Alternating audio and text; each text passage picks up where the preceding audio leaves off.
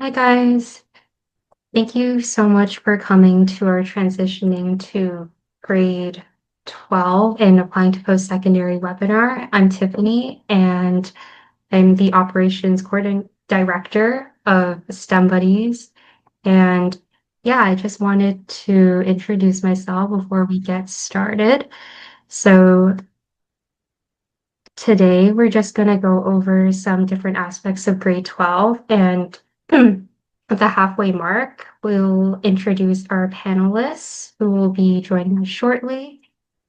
And yeah, so I will pass the mic to Zane and Monica, our co-presidents of STEM Buddies, to introduce themselves and our organization before we get started with this webinar. Yeah, thank you, Tiffany. My name is Monica, and I'm one of the co-founders of STEM Buddies. And just to kind of introduce STEM Buddies to those who might be unfamiliar, STEM Buddies is a national nonprofit organization that aims to help underrepresented high school students through free resources such as one-on-one mentorship, free webinars and panels, a summer research program, which we just piloted this past summer, and also a free comprehensive guide to high school, which can be found in the next slide. I'll pass it on to BC STEM now.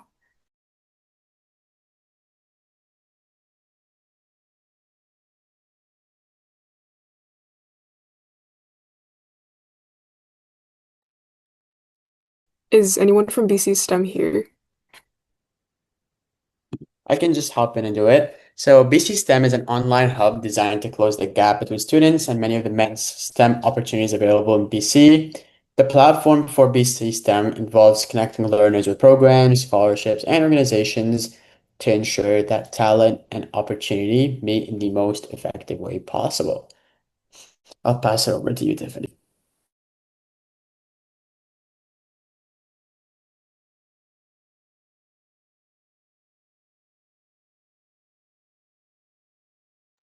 Tiffany, you're muted.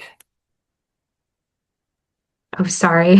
Um, so before we begin, I just wanted to bring your attention to our high school handbook. If you guys are interested in more content about transitioning to grade 12, you guys can access it on our website, stembuddies.ca. It's very comprehensive. It has many different resources and tips for you to succeed and thrive in high school.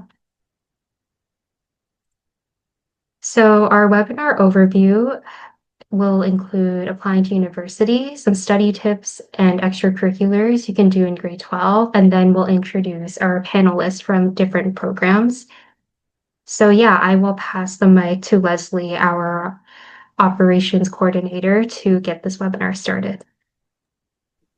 Yeah, so first we're going to go through some important dates to consider in grade 12. The first already passed, which was September 27th to 28th, and this was the Ontario University Fair. So hopefully many of you attended and learned a lot.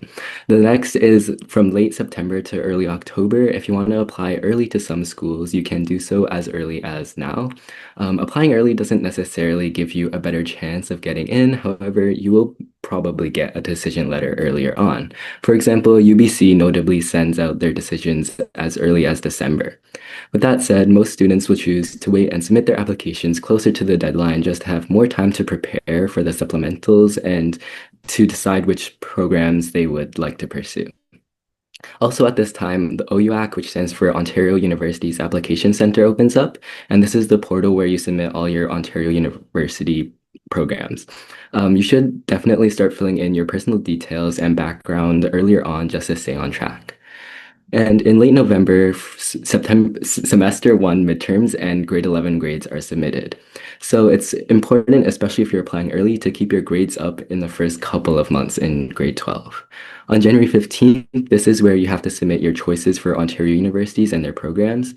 And this isn't as significant as it seems, but you are simply just submitting the list of programs you want to apply to. From January to February, most programs in Ontario Sorry, from January to February, program-specific supplemental applications are due. Most programs in Ontario don't require a supplemental, and they're purely grades-based. However, for some of the more competitive programs, so for example, health sciences or engineering, you're usually required to submit a supplementary application, which will vary by school and program. On March to April, most Canadian universities have rolling admissions. So at this time, the first big rounds of offers are sent out. Rolling admissions simply means that they're being continuously reviewed and accept applicants as they're received. And rather than waiting for a single deadline to evaluate all applicants at once. So between March and April, a big round of acceptances are sent out. And do not worry if you don't receive anything from your university at this time, it's simply just the first round. In mid-February, September, semester two midterm grades are updated and submitted to OUAC. And this is just to note that by this time, you really don't really have to worry about grades as much after this point. In late April, in late May, final rounds of offers are submitted. And this essentially is your last chance to pull your grades up before they don't really matter anymore. And if you haven't received an offer from your top choice, try and get your grades up by this deadline. In late May, final rounds of offers are sent out, and by early June, you have the deadline to accept your offer. So by now, you would have received all your decisions, and it's time to decide which program you want to commit your next 4 years to. So make sure to speak to your family, friends, and guidance counselors to make the choice that's best for you. Next, we're going to talk about the programs to consider by subject area. So Tiffany, if you could go to the next slide. Um, Yeah, so these are programs that are competitive and well regarded both academically and in career outcomes. So for engineering, you should find which type of engineering interests you first. So for example, biomedical engineering, mechanical engineering, and etc. And then apply to the engineering program at that school. So Waterloo particularly is known for its world-renowned co-op program, which gives students 2 years of paid work experience before graduating. And other well-regarded schools include U of T, UBC, McGill, University of Alberta, and McMaster. What makes these schools stand out is their strong reputation, co-op programs, and research opportunities. For medicine, you should look at specific programs instead of the overall university because, unlike engineering, different pre-med programs at the same school will vary drastically in terms of reputation, opportunities available, and even funding from their university. For instance, McMaster Health Science provides students with a light course load, making it easier to achieve a high GPA with time to spare for work on extracurriculars. They also provide many resources and connections for their students. Meanwhile, the McMaster's Life Science program is still a great program, but misses out on some of these perks. Next, there's also Queen's Health Science, which is similar to Mac Health Sci because they provide a light course load and properly prepare the students for med school. UBC, McGill, and Western are all well regarded and prepare you well for the MCAT, which is the standardized exam for med schools. Finally, Waterloo Health Science is unique in the sense that it has a co-op program incorporated into the curriculum. So you do get to work and have experience in that before you graduate. That also means you take 5 years for undergrad instead of 4. Next, for business, like medicine, you typically look at specific programs rather than the university. So Western Ivy is a really special program because accepted students get pre-admitted to Ivy's Honors Business Administration program, which is otherwise a very competitive program to get into after second year. Queen's Commerce, McGill DeSalt's Faculty of Management, and Rotman Commerce at U of T are also very incredibly prestigious and have strong alumni networks. Laurier's Bachelor's of Administration has a great co-op program with students receiving up to 6 months of paid work experience, and UBC's Sauder School of Business has a strong West Coast connection with America and amazing exchange opportunities. Finally, York's Schulich School of Business has a wide range of specializations and a flexible program structure, which is great for business. So next, we're going to talk about setting yourself up for success. First, you should research on your own because no one knows what you want to do more than yourself. So in your spare time, try and go through university websites, program descriptions, even Reddit posts to see what you're interested in. Second, have conversations. Speak with your family, friends, guidance counselors, and even upper years at the universities you want to attend to. And third, attending events like the Ontario University Fair or program-specific webinars will be really valuable to gain insights from a reputable source on the program of your interest. Essentially, you're just trying to absorb as much information as possible to ultimately decide which program suits you best. Hopefully, after researching on your own, speaking with family and guidance counselors, and attending events, you'll have a list of programs you want to apply to. That leads me to number four, which is selecting programs that you actually see yourself attending. It's unnecessary to apply to programs that you don't want to attend because even if you get in, you probably won't go anyways. So this is why the first three tips are so important. Only selecting programs that you actually want to go to avoids the extra time and money it takes to apply to additional programs.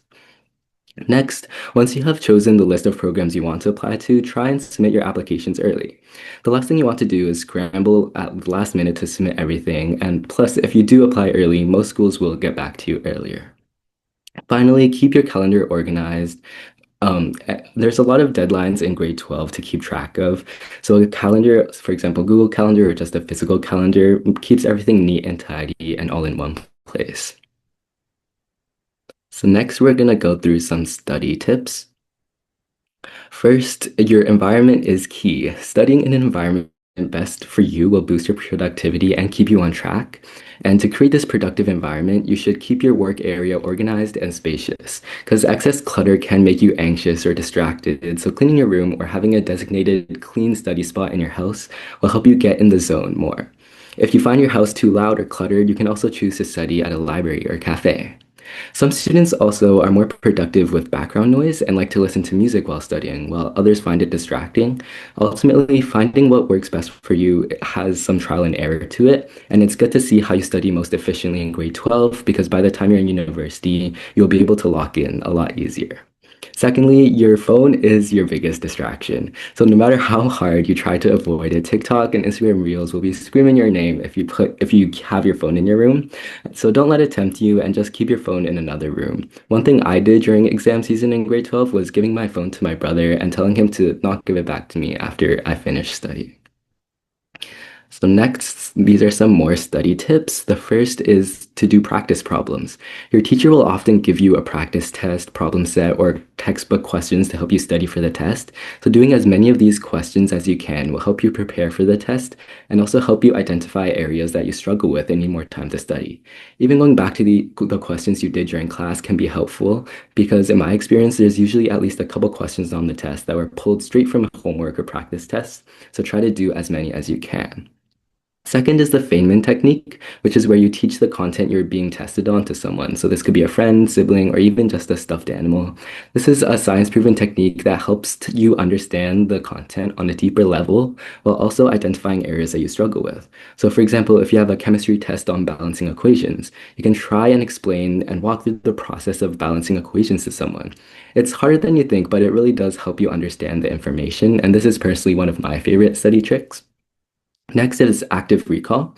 So when you're doing practice problems or doing the Feynman technique and you get stuck on something, try your best not to look back on your notes. It's really tempting, but the act of thinking and trying to recall the information actually strengthens neural connections and makes you remember it better the next time you stumble across it. Some apps can help with practicing active recall, like Anki or Quizlet flashcards. Next is the Pomodoro technique. So if you haven't heard of it before, it's essentially breaking up your time into study intervals, typically 15 to 25 minutes, and then break intervals, which are around 5 minutes long, and a longer 15-minute break every hour. This keeps you focused and prevents you from taking unnecessarily long breaks. You can use the website pomofocus.io, which has the timers all set up for you. Next is go to class. This may seem obvious, but not skipping classes and actually listening to the teacher is really important.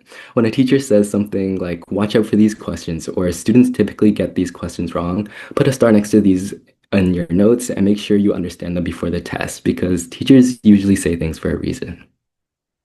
Finally, ask questions. After reviewing for your test, you would probably stumble across a couple areas that you still don't understand. That's totally okay. That's when you should ask your teachers for help. Even if you kind of understand your question, getting extra clarity will further ingrain the knowledge in your head. Plus, your teacher will see that you're actively trying, and they will take that into account when finalizing your grade. Finally, go to the next slide. It's make studying fun. Studying consistently and productively is hard, and it's hard to stay motivated every day, especially because you're not going to want to study all the time. So one way around this is to make studying as fun as you can. You can create a reward system for yourself. So for example, after you finish doing all your homework, you'll let yourself have your favorite snack or watch an episode from your favorite TV show. One thing that me and my friends did during grade 12 was that we would all go to a cafe and buy snacks and drinks, but we wouldn't be allowed to eat them. We would then study for whatever test we had, and after an hour, we would share what we did in that hour. And the person who did the most got to take a snack or drink, and then we'd go back and study for another hour until all the food was gone. Honestly, just figure out anything that makes studying a little bit more enjoyable. Should I go over the next few slides? Yeah. Awesome. Hey everyone, it's nice to see that we have a lot of people at the workshop. Really awesome that you can make it. So the next thing we wanted to kind of talk about was extracurriculars. If you could move the slide. Awesome. So I kind of want to talk about a few things today. First is what makes a good EC. Second, how should you kind of progress with your ECs throughout your high school career? And then finally, what you should try to accomplish in your ECs. So in terms of choosing an extracurricular, one of the best extracurriculars that anybody can ever choose is something that kind of reflects their genuine passion and interest. This is because when you enjoy what you do, your commitment and growth will completely shine and people can see it. Even when you apply for university or college, admissions officers, they tend to see things where your passion really shines through. So choosing something that you're already interested in can boost this for you. Um, Next, kind of choosing or how to progress with your ECs. I have a lot of people, even some of my friends, who have this misconception that you need to choose the ECs that you're interested in, or you need to choose the only the ECs that will are related to your career or are related to the kind of program that you want to apply to when you get to university. But this is completely untrue. Honestly, just choose anything that interests you, even something that, you're mildly curious about. Go ahead, explore what it is, because only then can you figure out whether this is a viable option for you as an individual. And even as you progress into your senior years, it can be good to show a little bit of variety within the extracurriculars that you choose, not just something in one single stream like STEM or arts or drama or anything like that. You can try to branch out, kind of show admissions officers that, hey, I'm interested in kind of many things. While I'm focused on one thing, I'm also interested in this and this, and I've been doing this to kind of progress myself in those extracurriculars. And as to what to accomplish in extracurriculars, honestly, stay original, stay true to yourself, and just put a lot of hard work into whatever you're doing. This often brings the best results for anybody and gives you something to talk about in your college essays and even your if you have interviews to your admissions officers. If you can move the slide. As to types of extracurriculars, we have a spreadsheet. Um, can you Sorry, I'll just share the Awesome. spreadsheet Okay. with you guys. Yeah, so we decided to compile sort of like a scholarship and extracurriculars database with BC STEM for all attendees. And these are just sort of like a list of extracurriculars. Arush, if you wanted to kind of like expand on any of the ones that are listed or how they can relate to like applications in university, you are free to speak on that. Awesome. Yeah, no, as I've said, try to choose the ones that kind of you're interested in the beginning. You have to first make sure that it's related to the field or whatever you want to pursue going into university, but it is good to show variety. So whatever you're interested in, really, it's your passion, it's your goals, it's your effort and it's your time. So as you can see, we have community service programs, employment programs, athletics programs, different competitions, and actually as part of BC STEM, we have a website kind of dedicated to helping you choose different competitions or kind of showing you or giving you exposure to various opportunities you have, but currently we are in the BC area. So for any BC students here, it'll be a really good resource to kind of find competitions and broaden your horizons. So hobbies, leadership. Leadership is one of the kind of core um, values that admissions officers really look at. They kind of see, where have you shown leadership? Have there been any situations in your life where you were able to kind of take leadership and guide maybe yourself or maybe a group of people? Things like that really stand out to admissions officers. And they kind of show you that you're not only a good student, but you're also very valuable to the community. So if they do admit you, you're someone who can thrive and connect with people in the community. That's what they're looking for. So kind of being able to show all of these in your extracurriculars or in your job or in your school clubs, anything like that, it's good and it will really help on your applications. Yeah. Yeah, thank you, Arush. So I'll just share our database with you guys. So in your own time, you can just sort of look through it and try and find some extracurriculars that you're interested in and kind of relate back to sort of like your admissions ideas or your applications. You might find those helpful, as Arush has already gone through. So we'll just resume our slideshow.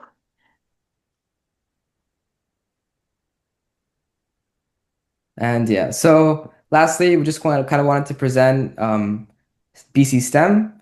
I am part of the outreach for BC STEM. And what we do is we built a website where, again, as I've said, we kind of show all the opportunities going on in the BC area and the Greater Vancouver area. This includes volunteer opportunities, different competitions, workshops, internships, even school hosted activities that are open to the public. So again, along with your ECs, it would be great to kind of show your initiative in different interests that you're pursuing by competing in competitions, performing workshops, even going to different internships. All again, different ways to show your initiative and your passion for things. So if you are a student in BC, please check out BC STEM. We have lots of opportunities and we keep updating them every month so you never miss out. Yeah, that's it. Tiffany, you can go on. Yeah, thank you, Arush. So now we're going to talk about sort of like our own personal experiences from high school now that we've already sort of gone through the transitioning stage of grade 12. And to sort of start off, we have Nicole, an IB HBA AEO admissions officer from Western. We're so happy to have you here today. And we'll start with her, and I'll go after, and followed by Monica and Rohan, who are in medical sciences and systems design engineering. Awesome. Thank you. Yeah, hi everyone. I'm Nicole. I'm the manager of recruitment at Ivy, and I am one of the ones that gets to read the applications that students submit. So I can definitely share some insight into what we actually look for. But at Ivy, we are the business school at Western University. We have a unique undergraduate program called the HBA. It is an honors in business administration. So a little bit different from a BBA or a Bachelor of Commerce that you'll find at some other schools. There are a few reasons that we are a little bit different. One of them is that we're the only school that teaches using the case method. So we give you real life business problems to work through in class every day, as opposed to your traditional lecture style. So you're actually applying those concepts and theories of business in real world settings, which is definitely a very interesting way to learn. And then we do also have a unique program structure. So our program you can't enter into straight from high school. We start in the third and fourth year of university. So your first 2 years, you could study anything at one of our campuses at Western or one of our affiliates here on our Kings. So we have students who will often start in engineering or medical science, or will do arts or music. We really have no preference. You don't have to have prior business experience before you come to us. So your first 2 years are in anything, and then the last 2 years are officially with Ivy in the HBA program. The reason that we're structured this way is that we know that business exists everywhere, and it can be really beneficial to have a knowledge base and skill set in something else in addition to business. So you come to us well seasoned in your third year of university. You have a little bit of experience under your belt, and you've developed unique perspectives and learned to think a little bit more critically throughout your first 2 years of university. Because of this 2+2 structure, we do also offer dual degrees. So you can actually earn 2 degrees in 5 years. So you can earn, say, your engineering degree and your business degree all within those 5 years. You're not missing out on anything important, but it's a great way to expand your knowledge base, your skill set, your career opportunities. It makes you very competitive when you're applying for jobs as well. And it's a great way to combine multiple passions if you have them. Dual degrees are definitely getting more and more popular every year, but students really see the value in it, and we certainly are happy to support students as they explore multiple options as well. We do also have a really great career management team at Ivy that will help you find jobs. They will support you as you look for internships as well. We have a 99% employment rate, so students are very well supported as they explore their careers. Our career services are also embedded into the curriculum itself. So it's not just like an extra resource on the side that you can access whenever you feel like it, but it's rather something that you do engage with every day within the program so that you are properly set up for your career. A lot of our students do go into industries like finance, consulting, tech, kind of those more traditional streams within business, accounting, marketing. But then we also have them doing kind of unique things like law or education, government, entertainment. Again, just depending on what it is that they studied in their first 2 years, or if they pursued a dual degree, or if they just want to work in a really niche area. We do have a wonderful alumni network as well that students can tap into as HBA students. They span around the world, and they are really supportive. They're very well connected to the community, and they love to give back. They love to hire HBA students, ones who are just as great as they are or were. So they're a wonderful resource that our students can use as well. In terms of that actual application process, because we don't start until third year, there are 2 points of entry into our program. So students can enter in their second year of university, but what the majority of our students actually do is they apply in grade 12, so in their final year of high school, and we extend what we call an AEO offer. So it stands for the Advanced Entry Opportunity. It is a conditional offer that we give high school students where we're saving your spot for you over your first 2 years of university while you're studying something else. So you know you're coming to Ivy in third year, you've got your offer. As long as you maintain the conditions we've outlined to you, that spot is yours, and you're going to be joining us in that third year. So a bit of a weight off your shoulders instead of trying to compete for a spot in your second year of university. You know the plan, you know the path you're supposed to follow. So that's why we offer that opportunity. That's how about 2/3 of our students get into the program. So it's definitely what I would always recommend if you are in high school and you're considering business. Great opportunity for anyone. What we look for in our students who are in high school applying for AEO is an average in the low 90s for your top courses. So for BC students, that would be your top 5. For Ontario students, that'd be top 6. And that's for your your top courses, including English. So that's what we use to calculate your admissions average. Low 90s is considered competitive. That does not mean that you need that's a minimum or a cutoff by any means. It's just a competitive range. So anyone within that kind of area, even high 80s, we've had students get in with, but low 90s is what we would recommend to be competitive. We do also look at extracurriculars. So we have a holistic admissions process. So we're not just grades based. Most universities are, and most programs are strictly grades. But we look at a combination of both because we are looking for future business leaders, and we know that academic performance is not always the best indicator of your capabilities. So as part of our application, you have to complete 2 500-word essays on your top 2 extracurriculars and leadership experiences. And then there's also a one-way video interview. So we kind of make you do a lot, but I promise it will be worth it. With the application, you do have to complete two separate ones. So you do your OUAC application to Western or one of our affiliates where you're going to pick what you want to study for those first 2 years. And then you're going to complete that application on our website for IB AEO. So that's on the IB website. It's separate from OUAC, separate from everywhere else that you'll apply to in Ontario. So just keep that in mind. Our application is where you'll find those two 500-word essays and those and the one-way video interview. What we're looking for within our supplemental application are students who are involved in extracurriculars where they're developing their leadership and making an impact. So the type of activity doesn't actually matter. It's rather what you do with it. So an extracurricular could be anything from a club to sports, volunteering, part-time jobs. We really don't have a preference, and they don't have to be business related. So just because you apply to a business school does not mean your activities have to be completely related to that program. We truly have no preference. I've seen extracurriculars that range from like knitting club to, soccer player to part-time employee at McDonald's. And all of those have the potential to be really great activities.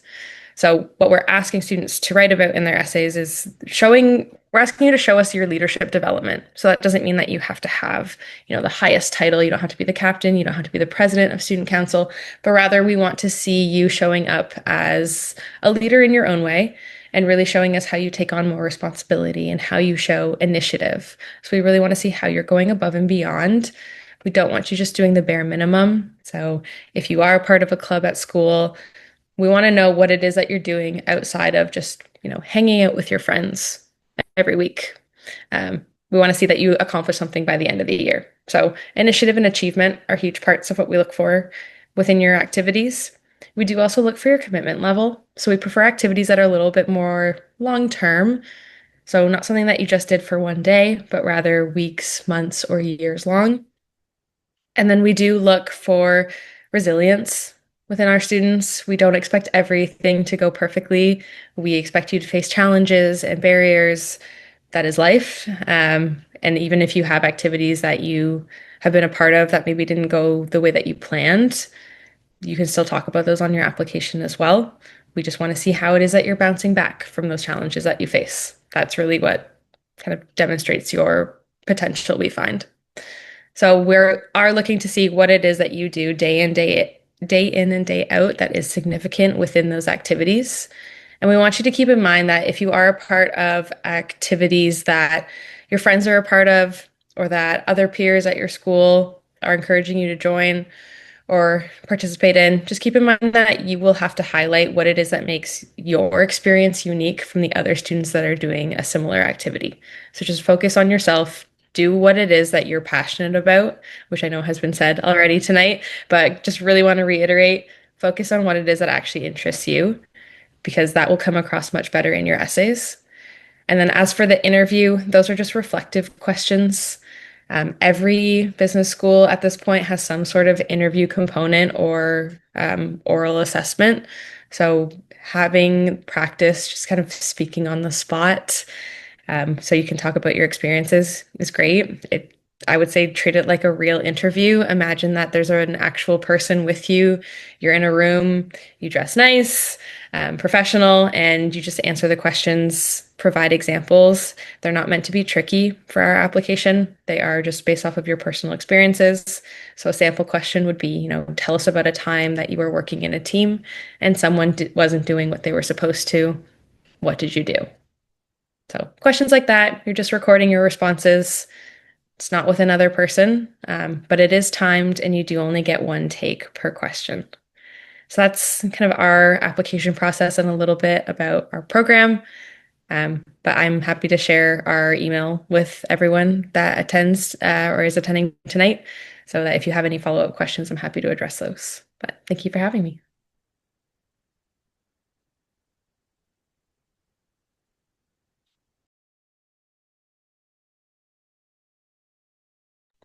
You guys can scan the QR code if you'd like to learn more about the Ivy Business School. And Nicole, thank you so much for sharing all these tips and information about Western Ivy. I know personally I applied to the program, and I know a lot of friends and classmates who did go. And I think it's just such a wonderful opportunity for anybody who's interested in business. So just keep an eye out for that program if you are planning to apply to a business school in grade 12. So I'm Tiffany, as I've already introduced myself in the beginning of the webinar, and I'll be talking about Queen's Health Sciences, which is the program that I'm enrolled in. So I believe I have already told you guys that I am in second year, but I'll tell you it again because it's on the slides. And I am the operations director of STEMBuddies. And just before I sort of dive into the logistics of Queen's Health Sciences, I just wanted to sort of introduce myself as a person, because I know sometimes when speakers talk, they seem like they're really sort of like different from students, but I am a student myself. I'm not that scary. So just a little bit about myself. I'm a massive Blackpink fan. So the picture on the left was me at the Deadline concert. It was a lot of fun. I think I screamed more than I ever have in my life that one night. I love collecting instant coffee jars. If they weren't so far across my room, I would show you my collection. And I think I've already gone through 2 this school year, and I went through 8 last year. So I'm trying to beat that record. And my hobbies when I have free time are food photography and painting. And like the photo on the right is sort of like a photo I took in grade 12 in my photography class. And it was one of like my favorite photos and memories, because I took a DSLR from my school without knowing it wasn't supposed to be taken out of the school. And I just went home and I took a picture. Somehow I didn't get in trouble. So that's why it was such an interesting memory for me. But yeah, so just diving into what Queen's Health Sciences is, because I know that's what a lot of medical oriented or just healthcare oriented students are sort of looking at during their applications. It's a very popular program for anything in the healthcare field. So you might be wondering, like, why is it so popular? Why do people like it so much? So one of the main distinguishing factors about Queen's Health Sciences and other sort of healthcare, med sci, or life sci programs is its flipped classroom style. So essentially, for the majority of your core courses, you're going to have things called modules, which are sort of like condensed slides that are a little bit in between simple slideshows and a textbook. It's like there's more information than a textbook, but there's less information than in a textbook, but more than in like your regular slides. And you basically sort of read through these and take notes on them by yourself. And then you go to your in-person classes, and they're called blended classes because you do some learning at home in your own time. And then you go to class to interact with students and professors. And usually this is time dedicated for sort of some short recaps of the modules, and then you get some time to do group assignments that are associated with what you learned in the modules.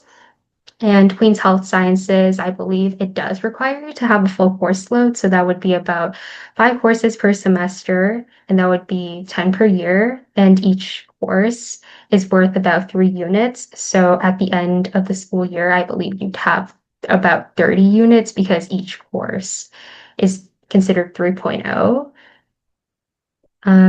Yeah, so our core courses make up about 18 of the 30 units that you take in your first year or in any year if you're enrolled in the 4-year program for Queen's Health Sciences.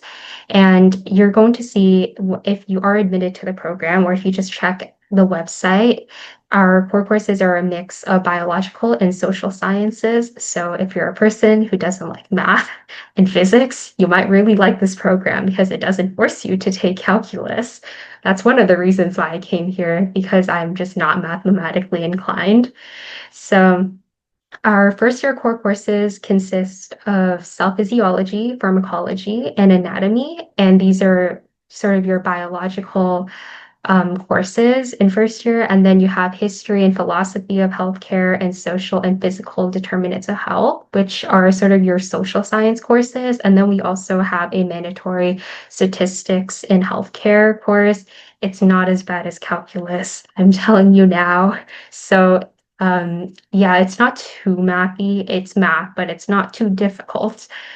And we also have a good variety of option and elective courses for your remaining 12.0 units. So kind of going back to how most people take 30 units in their first year, you also have some remaining space after your core courses, which are either sort of option or elective courses. Now, the difference between these is that option courses, you have to sort of pick from a specific list of courses, but you don't have to take every course in that list. And that can be things like general chemistry, physics, calculus, and English. And then elective courses can be sort of any course in the entirety of Queens. So if you like fine arts, or I know a friend who's taking like a mafia history course, and that's like her elective course for this year. So don't be afraid to take things that aren't like necessarily tied to healthcare or physics. You can really take anything in your elective spaces. And if you are interested in learning more about what each course sort of covers, you can take a look at this link. I can sort of escape and paste it in for you guys if you're interested in looking at this information more. So I've just uploaded it to the chat if you guys want to take a look. And yeah, so now I'll dive into sort of the pros and cons of Queen's Health Sciences. So you might have heard either from word of mouth or read it that this course or this program is pretty light. So in some cases, I will agree that schedule-wise, it is light. It's because of our blended course format, and we have that self-learning aspect. You don't go to class as much as like let's say life sciences or other sort of programs where the majority of learning takes place in a lecture and you go back home and review. For us, it's like reversed. So you learn in your free time and then you go to class, which kind of makes it lighter every day because you don't have that much class time. And there's typically less stress associated with this sort of learning because you don't feel like you're falling behind in class because you've already gone through the material you need to do. And typically, class is just sort of like a recap or a way to sort of think and apply that information that you've already learned at home by yourself. And that does free up room for extracurriculars. So health sciences in general is sort of like a bridging career, well, not a career, a bridging degree to a career. So you're not necessarily going to get like a super like high-end job right out of graduation health sciences. So you need sort of extracurriculars for your applications for like graduate school or like a second degree to get you where you want to go. And typically those like programs require you to take certain like extracurriculars or demonstrate involvement in the community aside from your academic involvement in school. So that's sort of one of the benefits of Queen's Health Sciences is that you have time to do extracurriculars and also excel academically. So you're a strong student or contender when you're applying to those postgraduate programs or after your four-year degree. And another sort of pro about Queen's Health Sciences is that it's good for students who prefer going through content at their own pace. Personally, when I first came here, I was a bit afraid that I wouldn't stay on track because there was so much self-learning involved. But in the end, I found out that it worked out for me personally because in high school, I was always the student who skipped class because she didn't like going and listening to people talk because that's just not how I learn. I'm a very visual learner. If you look at my second semester report card, I had like 20 absences from one of my classes because I always skipped that class to study for another class. And I realized that was a main source of stress for me in high school was going to class and like not understanding what a teacher was saying and walking out and feeling like the world was going to end. So, sort of learning at home has really helped mitigate that stress for me because I can take the time to really understand something. And if I have any questions, I can ask a professor or classmates in sort of like those assignment-based environments or class time. And additionally, you might have heard that Queen's Health Sciences is like a smaller community because of the higher bar of entry. And that does allow you to sort of like know everybody in your program because it is a smaller program and because in class you're not really being lectured at too much, you're sort of like talking to other people and students.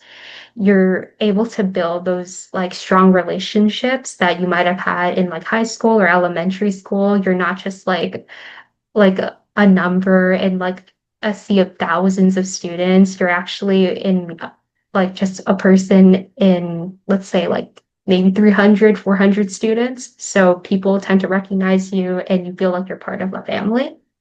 And just another pro about Queen's Health Sciences is because of the high bar of entry, a lot of students are really, really motivated and they're usually happy to help you. Now, that isn't to say everybody is super nice. There, of course, in every program, you're going to run into people who are not the nicest, but don't let that deter from like your, I'd say, like ideas or like aspects of a community or a program in general, because the vast majority of people in health sciences or in any program tend to be nice and helpful. And yeah, so sort of moving on to the cons of Queen's Health Sciences. I know this looks like a lot, but it's actually not. I just put in some points to elaborate. So again, going back to sort of the flipped learning style, it is a lot of accountability. Now, for me personally, I did elaborate why that worked out for me, but I know other people, they really enjoy like lecture style classes because they have to go and listen to professors and sort of see another person like talk and engage with the material.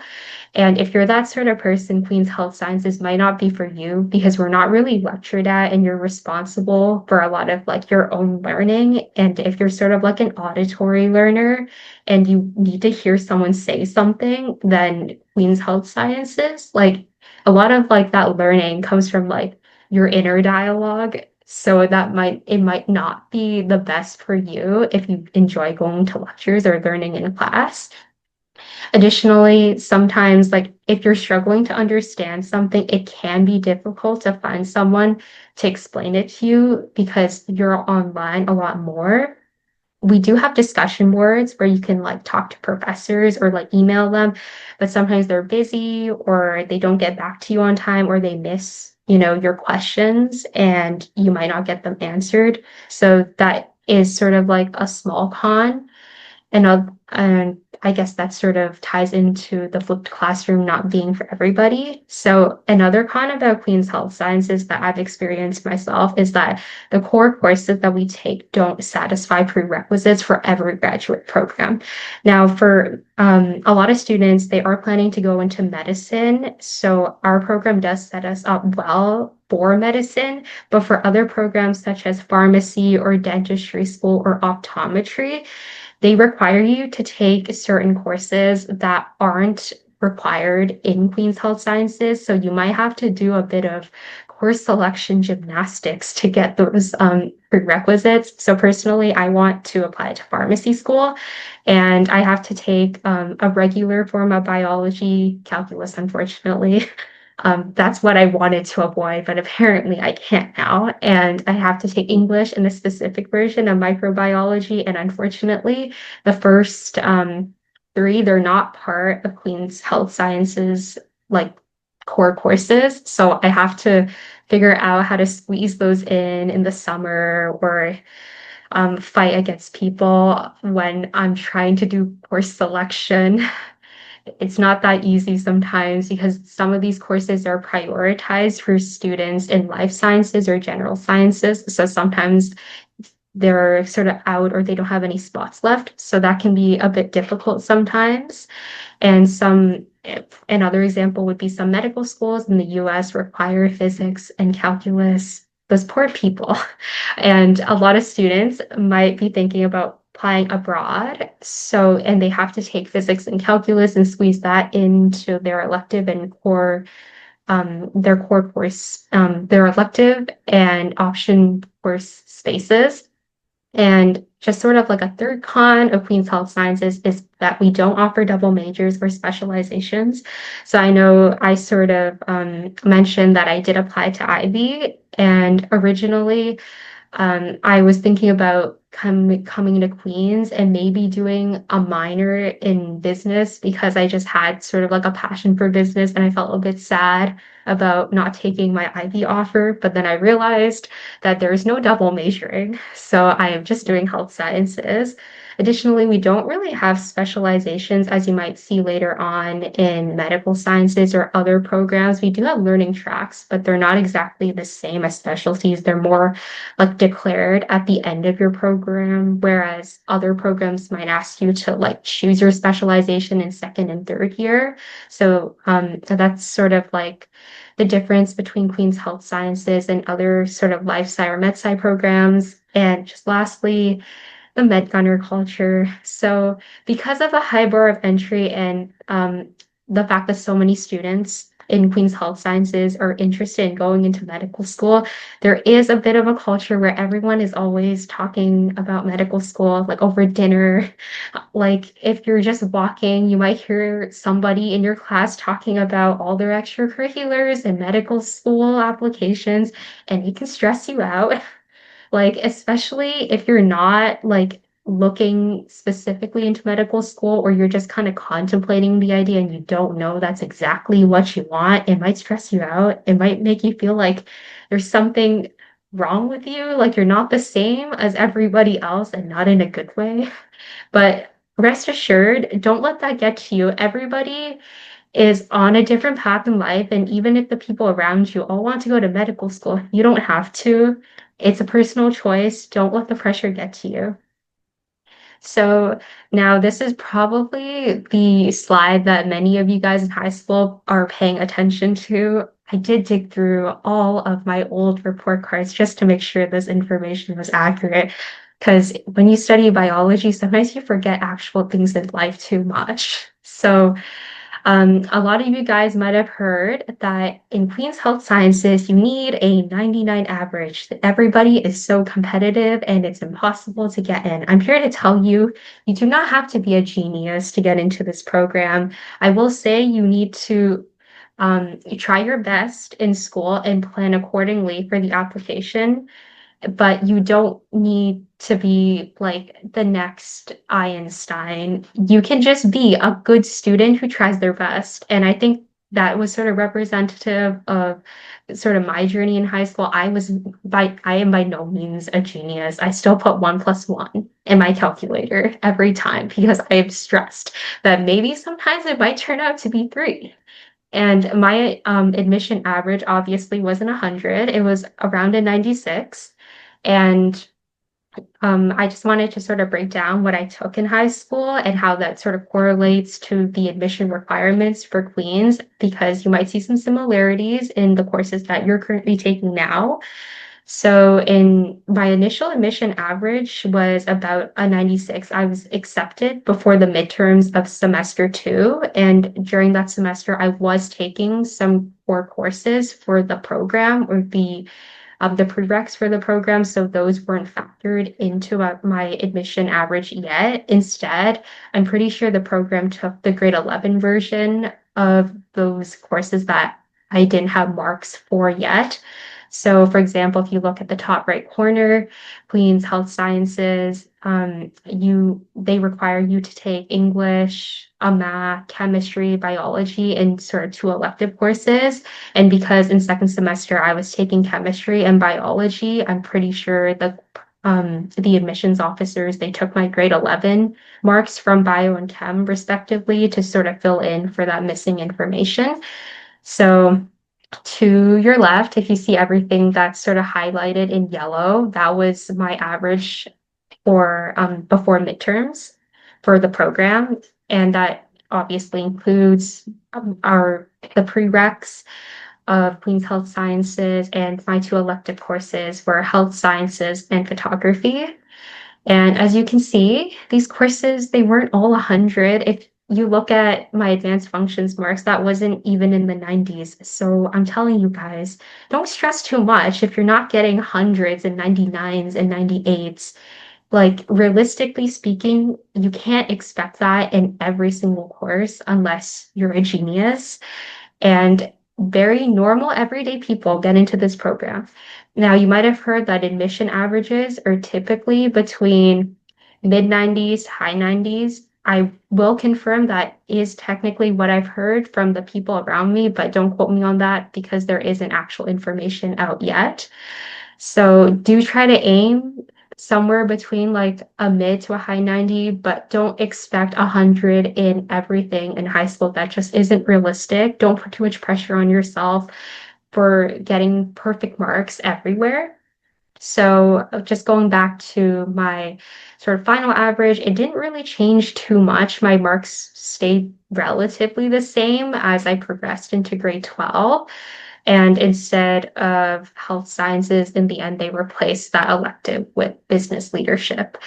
And if so, just to like, sorry, my Zoom dashboard is in the way. So just moving on from the marks aspect of Queen's Health Sciences, the program also requires you to do a supplementary application. And I will say this is probably the most important part of sort of admission into this program because there are many students who are very high achieving, and to distinguish between those who best represent the Queen's Health Sciences community is how you present yourself in your supplementary application. And this is typically a two-part process where you have 10 minutes, I believe around 10 minutes, to write sort of like a 200 to 300 excerpt to a question about overcoming difficulties or how you demonstrated resilience. So you might see that trend in other programs such as like Ivy. They typically want you to talk about how you overcame a challenge. And then we also have a video aspect. I believe it's on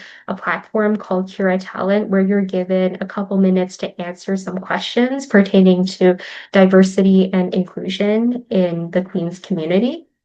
And if you are wondering about extracurriculars, so Queen's Health Sciences doesn't ask for your extracurriculars, so they weren't factored into my admission. But what I did do was I worked part-time at a Tim Hortons. I ran a food photography business, and I did some media work for a couple of different clubs because I like art. And yeah, that's pretty much all of the logistics that sort of went into my admissions at Queen's Health Sciences.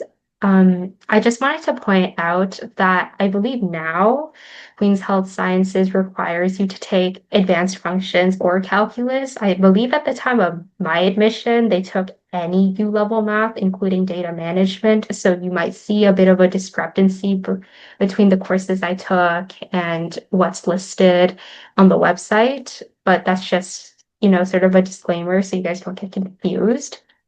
And yeah, so looking back at grade 12, so my experience in grade 12 or just high school in general, I think a lot of students, or at least what I hear around me, is they say that they sort of miss high school, that it was just a lot easier than university. Personally, I feel like it was about the same, or maybe I'm just numb. Or I don't recognize differences in like different situations. I felt like in grade 12, I put way too much pressure on myself to study. and to do well academically because in grade 9 and 10, I didn't do very well because I struggled academically. So in grade 11 and 12, I felt a lot of pressure to perform well and bring my marks up. So as a result, I studied way, way too much. I was that student who stayed at the cafeteria until 9 on when it was like ice raining outside and I'd get kicked out by the janitor. I just studied too much. I wish in grade 12 that I took time to socialize with my friends and to join clubs because I feel like looking back, I really missed out on that aspect of high school. I didn't really talk to people much. I didn't reach out to them. And now that I'm in university and I'm surrounded by more people, I realize how much I would have benefited from talking to people and making friends in high school. I also had a lot of social anxiety. I was very shy. I always sat at the corner of class. I never really spoke to anybody other than my two best friends. So as a result, I didn't really make those lasting connections in high school. And looking back, I regret it because I feel like having like a network and people to depend on is very important in your everyday life. Another thing about grade 12, especially in that second semester, was I was sort of torn between a decision between BMOS and the advanced entry opportunity with Ivy at Western University, which was what Nicole sort of talked about, Ivy AEO and health sciences at Queens, which is obviously where I am right now. So in high school, I was always sort of torn between business and sciences. I always felt like I was too sciencey for business, but too businessy for science. And I couldn't really pick between the two. And I ended up like doing like a spin the wheel thing before and it landed on Queen's Health Sciences. So that's one of the reasons I'm actually here. I don't recommend it, but well, I do recommend the program. I don't recommend that way of like choosing between programs. Actually, think about where you want to go. But that's just to show that even if you plan to go somewhere, so I always thought that I'd go into Ivy and do financial advising or management. I didn't end up doing that. I did come to Queens, but no, but shout out to Western. That school is amazing too. Um, I ended up coming to Queens. So just this is just to let you know that even if you think you know where you're going in grade 12, in the end you might end up going somewhere else and you might really enjoy it. So just always keep an open mind and an open heart to new experiences as you progress through grade 12 and enter university. Another reason why I ended up choosing Queens Health Sciences was because I didn't want to give up on biology. Personally, I feel like there was a lot of pain and suffering in that grade 12 course, and I just felt like all that hard work I didn't want to give up on. So I just ended up choosing Queens Health Sciences. But that was another reason.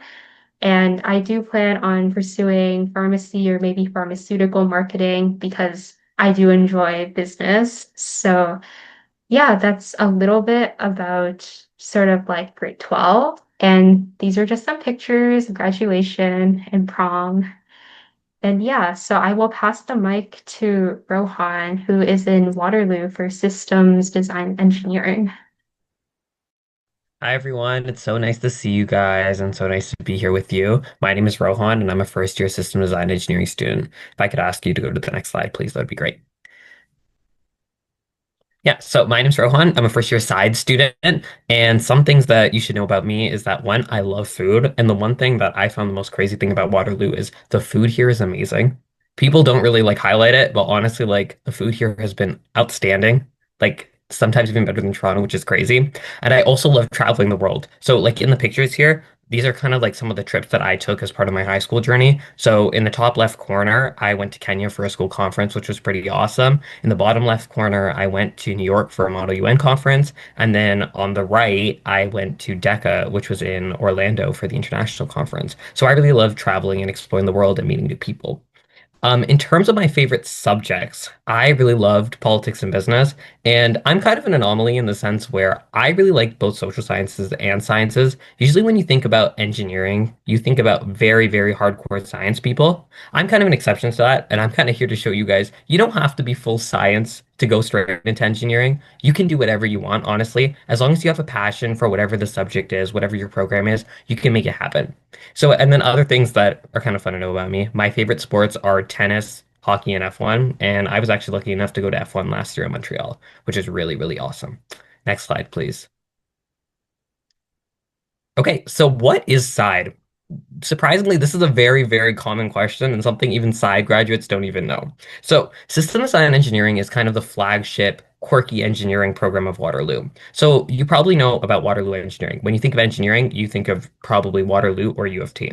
And Waterloo is really, really well known for their co-op program within engineering. And essentially, within Waterloo engineering, there are, I believe, 14 different programs. You have your traditional computer, like electrical, and of course, software and things like that. But you also have very, very niche and interesting programs such as SIDE, which is stands for System Design Engineering. They also have nanotechnology, management engineering, and I would encourage you guys to take a look into that because they have basically anything that can suit anyone's interests, which is pretty awesome. So there's actually a quiz online under the University of Waterloo. I didn't put the link there. I put the link to the System Design Engineering kind of program where you can learn more about it. But I would definitely recommend if you are interested in engineering, going on that website, taking a short quiz. I think it takes like 5 minutes and figuring out potentially if there's a kind of niche engineering that you would like. But yeah, so a little bit about SIDE. So SIDE, like I said, is very interdisciplinary. So the way I like to describe SIDE is kind of as follows. So SIDE is kind of like the person leading the battle. You're the CEO of the company, you're running the show because you know a little bit about everything. So in terms of our courses, we take some of every single kind of engineering disciplines. We take electrical, we take mechanical, take software, we take a lot of human-centric design principles. So you get a lot of social science elements well. So SIDE is all about combining kind of the technical and applied science of engineering with making a great social impact. So because of that, the engineering learning within SIDE is a little bit different than other programs. So we only take SIDE courses with SIDE people. So my program size is 100 people, and I only take courses with SIDE. So all of my courses start with SIDE 101, SIDE, etc. So essentially, SIDE has a very, very unique curriculum to build that breadth, but also that depth in specific subjects. So in terms of the courses, they are a lot of project-based learning. SIDE is all about working in teams. And one of the reasons I really chose it was because it's such a social program. It's, again, kind of an anomaly in the sense where usually you think about engineers, right? The stereotypes is, oh, they don't talk, right? SIDE really breaks those expectations. And you'll see later when I start to describe my extracurriculars and the extracurriculars of my peers, what those kind of extracurriculars are and what kind of people come to a program like this. So we actually had a lot of group projects. So I actually submitted one today where we're basically redesigning a water filtration system for people in a crisis, which uses clay to filter out water because it apparently takes out E. coli, which is really, really cool. So yeah, so you're working on a lot of project-based learning and you're basically trying to find real-world problems, define them, understand who's the user, and create meaningful solutions, which is really, really cool. Because usually in school you would think, oh, like I'm just taking a test, why do I care? SIDE is all about like actual real world application. And the other thing I love about SIDE is you have a lot of flexible career paths. It is very much an exception in the sense where SIDE grads will do everything. In terms of the three kind of common routes, it's usually software. A lot of people end up in software. We're kind of like the second software engineering. A lot of people do product management, which is more of the business side of engineering. And then another big kind of group does UI UX design, which is more like website design, and something called Figma, which is essentially where you kind of work on the front end development of it. And yeah, so I put the link there for the system design engineering kind of program. Next slide, please. Okay, so pros of SIDE. So as you can see, my schedule is there. It is a lot. As you can see, like compared to the health science, it's a big difference in terms of how busy you are, especially at Waterloo. Like Waterloo, you don't get any break days. Like U of T, like I have a friend in Mech and she gets at least one day off. She gets Tuesdays off. For me, I have no days off. I'm in class every day, and most of these classes are full because, like I said, there are only really people in your program. And within your engineering schedule, you're kind of structured into three different types of classes. So one, you have traditional lectures. The second, you have tutorials, which is basically either where you would have a quiz, for example, like I had a calc quiz in my tutorial today, or you actually just do like practice problems with the TA and you just learn. And then the last one is labs. So I had a comp sci lab today where I learned how to code. So in terms of SIDE, there's a lot of amazing things about it, it is a very, very cool and unique program because, like I said, it's the original quirky engine of Waterloo. That's what we like to call it because you can do anything and it's amazing. So the first thing that's awesome about Side is the community.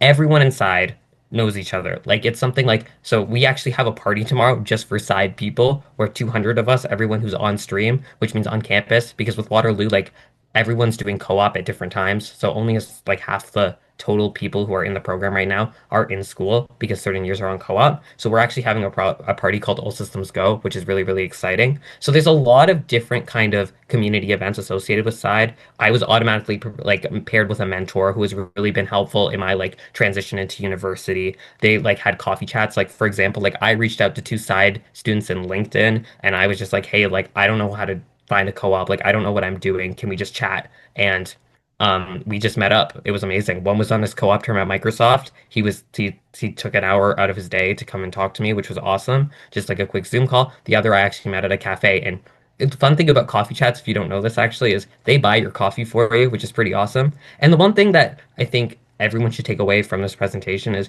you should reach out to anyone. Like that's what I really learned in terms of Side, but just in general, reach out to anyone. People love to help you. So really take advantage of that. So in terms of another pro side, like I said, you have a lot of flexibility in terms of what you want to do. And everyone is doing something different, which is amazing because no one's your direct competition. So everyone is really trying to lift each other up and help each other because we're all so different, right? It's not like software where we're all competing for the same software jobs. Everyone has different kind of interests, which allows people to be good at different things and you can learn from everyone, which is awesome. So because of that, in terms of what Waterloo looks for admitting for Side, it's a little bit different. So in terms of all the engineerings, Waterloo Engineering looks at three central components. So the first is the traditional admissions average, and as you guys probably know, there is an adjustment factor, but honestly, I wouldn't worry too much about that because there's only so much you can do. The second is your AIF, which is an extracurricular form where basically you respond to four questions and I think there are 100 word responses. So you have to be very, very clear in terms of what you did. And this is where you highlight your extracurriculars. And then the last is an optional video. And one thing you'll learn a lot about these kind of like university applications, if it says optional, most of the time it means to do it. So I would really recommend doing it because it's one of the three central elements which they actually grade your application on and then decide if you're going to be admitted. And the one thing that I really want to like kind of highlight about Side is the concept of high agency individuals. And this is something you see at Waterloo.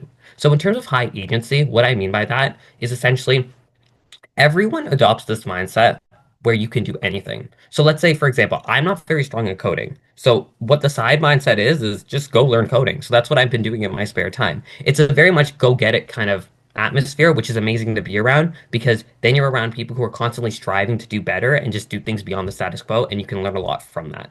So, like I said before, you have a lot of application-based learning, and that's something I really, really enjoyed. So, in terms of like compared to other programs, in terms of our kind of schedule and our courses, Side is very actually comparable to U of T EngSci. It's just in terms of how the two courses are taught, it's a little bit different.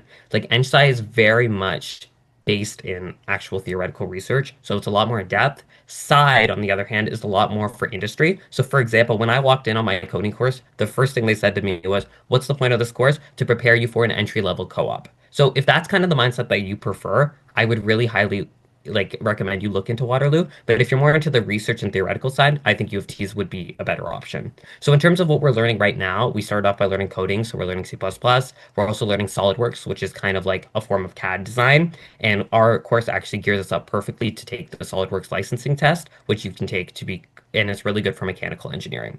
And then another thing that, speaking of professors, that's really important is professors are really, really supportive. And that's something that's really great. So one thing that we're doing in the SolidWorks class, we have a midterm actually next week, and we have to draw all these things called orthographic drawings and pictorials, so 3D drawings, to kind of to show our ideas and how we think. I'm really bad at drawing, so I went to office hours with the professor, and he literally sat down with me for 45 minutes explaining how to draw, and I learned a lot. So you get a lot of personalized attention, and like I said, it's smaller classes, so the professors will eventually know your names, especially since a lot of your classes actually repeat with the same professors, which is great. Another thing that was really, really cool is today, actually, we had a guest lecture. So Side alumni and Waterloo alumni in general are really, really big in giving back. So you're going to see a lot of them. So the good thing is you can always reach out to them for help. They will always meet with you for coffee to answer any questions. But also, a lot of them give back to the school and often come for guest lectures to where they really shared their story. So you can learn a lot from the Waterloo alumni who are consistently here and always giving back. Next slide, please.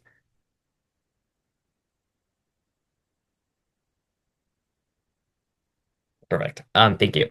So in terms of side, it is a very big jump, I will say. It is a very intense schedule, as you saw. So I'm in class from 8:30 to 4:30 practically every day, which is great. But the thing is it is a lot. It is very exhausting. Like honestly, like when I think about my life, like in terms of moving to university, I get up at 7:30 every day, and I don't think I come home until 10 p.m. or 11 p.m. every night. Just because I'm doing a club meeting every day, going out meeting people, doing homework. But like for me, for example, I really like doing my work in a library, or like we have like an engineering building called E75, and each engineering has their own floor there. We're on the top floor actually, so we get the best view. So I always go and work there because it's like the best. You get the little golden hour lighting. It's very pretty. Um, but yeah, so class is a lot. So you have to learn how to manage that. You have to show up constantly to class. I mean, some people will skip certain courses, but most courses actually the attendance is a part of your grade, so it's important you go. The other thing that I think is a really important point that people don't really highlight is Waterloo is crazy in the sense where the transition is very fast. And it's not transition from high school to university student. You're transitioning from a like high school student to an adult because you're hitting the job market immediately. So in terms of side, we are stream 4, which means that we are applying for jobs now. So I've already applied to 100 jobs already, and it hasn't even been a month yet, or it's barely been a month. So essentially, you go into your school and you're starting to apply into jobs because Stream 4 has co-op in January, and then Stream 8, they have co-op in summer. So for Stream 8, you'd be applying in the winter term. And essentially, from that, you have to grow up, which is basically it's hard and it takes time, but it's cool because you're doing it with everyone around you and everyone's so supportive. So it's amazing. So you have to kind of work on like balancing university life, co-op life, also your extracurriculars and social. So co-op in that sense, like it is great. It is a big time burden, but it honestly is really worth it just because of all the experience you get, and it really helps to differentiate yourself and going to the job market. But finding your first one, especially because of your limited experience, and let's say for your first co-op, most of the time you're competing against like first year, second year, and third year students, you're going to get a lot of rejections, but that's okay. Everyone around you will get that. So just kind of lean on your community for support and just know that you got into the program for a reason and that you will succeed. So in terms of Waterloo, I think it's a very, very great program, and Waterloo Engineering it's great, but it is a lot. So make sure you're prepared for that. Don't expect it to be easy. But in general, in terms of the academic life, honestly, if you put in the work in the sense where you just do the problem sets, you will be fine. Like people usually are like, oh, like people are studying till 3 a.m., all this stuff. Honestly, I'm not really finding that. Like in my experience, like as long as I study for a test, like you have to like appropriate time management, obviously. Like you have to make sure you're spreading it out accordingly. Like if you cram for the last night, you're gonna of course be staying up all night. But if you use appropriate time management, which I'm sure you're developing in high school, you should be fine, which should be great. So another thing about side that's kind of interesting is, like I said before, most people don't know what system design engineering is, which I find as a strength, but a lot of other people find as a weakness. So that's something where you really want to look at it. If you like a more rigid kind of program in the sense where employers know what they're getting from you, I would not recommend side. But if you're looking for the flexibility to kind of try whatever you want, which is something I really wanted, because honestly, I don't really know what I want to do. I just kind of know I want to work in some kind of tech and business field. Side is, I think, a great option for you. And like I said, flexibility is kind of the name of the game with side. Nothing adds to each other. It's very limited. So in terms of your courses, don't be afraid to fail. It's okay. The program is here to lift you up. A lot of what you're doing is going to be very, very spread out. So side and like I said, it's your jack of all trades. You do all these different courses. So if you like that, that's great. But the reality is you're not going to be good at everything, and that's okay. And the program really helps you get through that, which is awesome. They're not trying to fail you out. So if you would prefer something where it is a little bit less flexible in the sense where you get to do like a certain defined course list, then I think it would be better to do a different type of engineering. And I would encourage you to go look at the Waterloo Engineering website to find out what those are. And just so you guys know, electives in engineering are not usually as common. Electives come usually in your second and third year. Like, for example, for me, for my 1A and 1B terms, so my first year, I don't actually get to choose any of my courses. They're just automatically assigned. Next slide, please.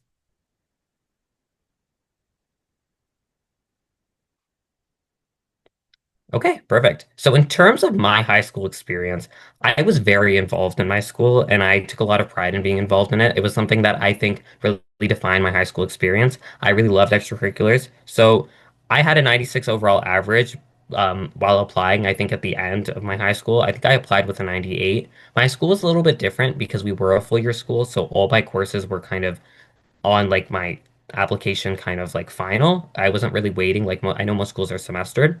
I took six AP courses. We were an AP school. So last year was a lot for me. It was it was a lot of work, but it was worth it in the end. Like honestly, like if you are in grade 11, I would consider really try challenging yourself, preparing for university. And I find taking AP courses, if that is an option, or IB courses, a lot of people do IB inside. It is a very good preparation for university just because it's a higher workload. But if that's not something that's offered in your school, don't worry. It's not a requirement. Most people actually do not have them, so it's all good. Don't worry. It's no reason to stress. So in terms of what I kind of applied to, I applied to three main engineering programs. So I got admission into Waterloo System Design Engineering, University of Toronto Engineering Science, and then so McMaster's iBiomed engineering program, which is really cool. iBiomed is kind of a program where you do a biomedical engineering degree and in addition, like any other type of engineering degree. So in terms of my extracurriculars, I did a wide variety. And like I said, I did not really stick to traditional science. Science was really kind of the most of my course load. I didn't really like specialize in science in my extracurriculars. I did a lot of leadership stuff.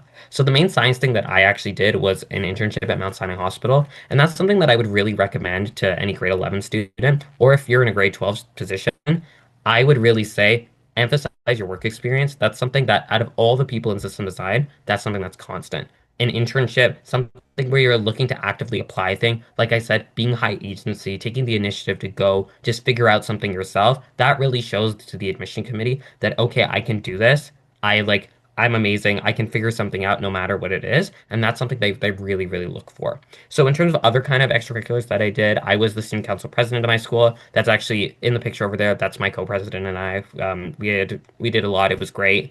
I was the DECA president of my school's chapter, the debate president. I did a summer program called Immerse Education's International Business Management Program, which was a 2-week summer program at the University of Cambridge. And I received a scholarship for that, which was great. I went to SHAD, which is, I'm sure, what a lot of people know here if you're going for science. SHAD is a really great summer program in terms of science in Canada. It's really well known and a lot of universities really respect it and also employers know it. So if you are thinking about co-op, make sure to include that on your resume. Even when you're like, let's say like a grade 11 student who maybe has done SHAD, trying to find an internship for the summer, include include SHAD because a lot of people in the SHAD network will look for people in SHAD.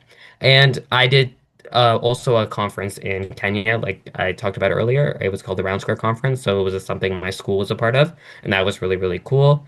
And I did 10 AP courses, and I was an AP scholar with distinction. But I think in general, like in terms of my high school experience, like walking away from it and reflecting on it now, I did everything that I wanted to do. Do things that you were genuinely interested in, because honestly, I found that courses are great, but most of the learning and most of your character development actually happens outside the courses. It's where you actually go and apply them. So look for opportunities to apply your knowledge. Look for opportunities to meet new people because people and new opportunities to apply knowledge are really how you will grow and how you really like, especially in this day and age with AI and stuff, really differentiate yourself. And I think one thing in general, just to emphasize, is on your application, numbers are your best friend. So think about how you can actually quantify your impact. Universities want to know what you did, how you did it, and why you did it, such as the impact. So one thing I would really recommend is, I'm sure you guys have probably heard of this, look into the STAR method, just because that's something that a lot of universities really use, especially the co-op centric ones that are really based in like employability because they want to understand why you did the things you did and what you did. They don't want to just see that, oh, you did like a bunch of things. They really want to see your impact. Next slide, please.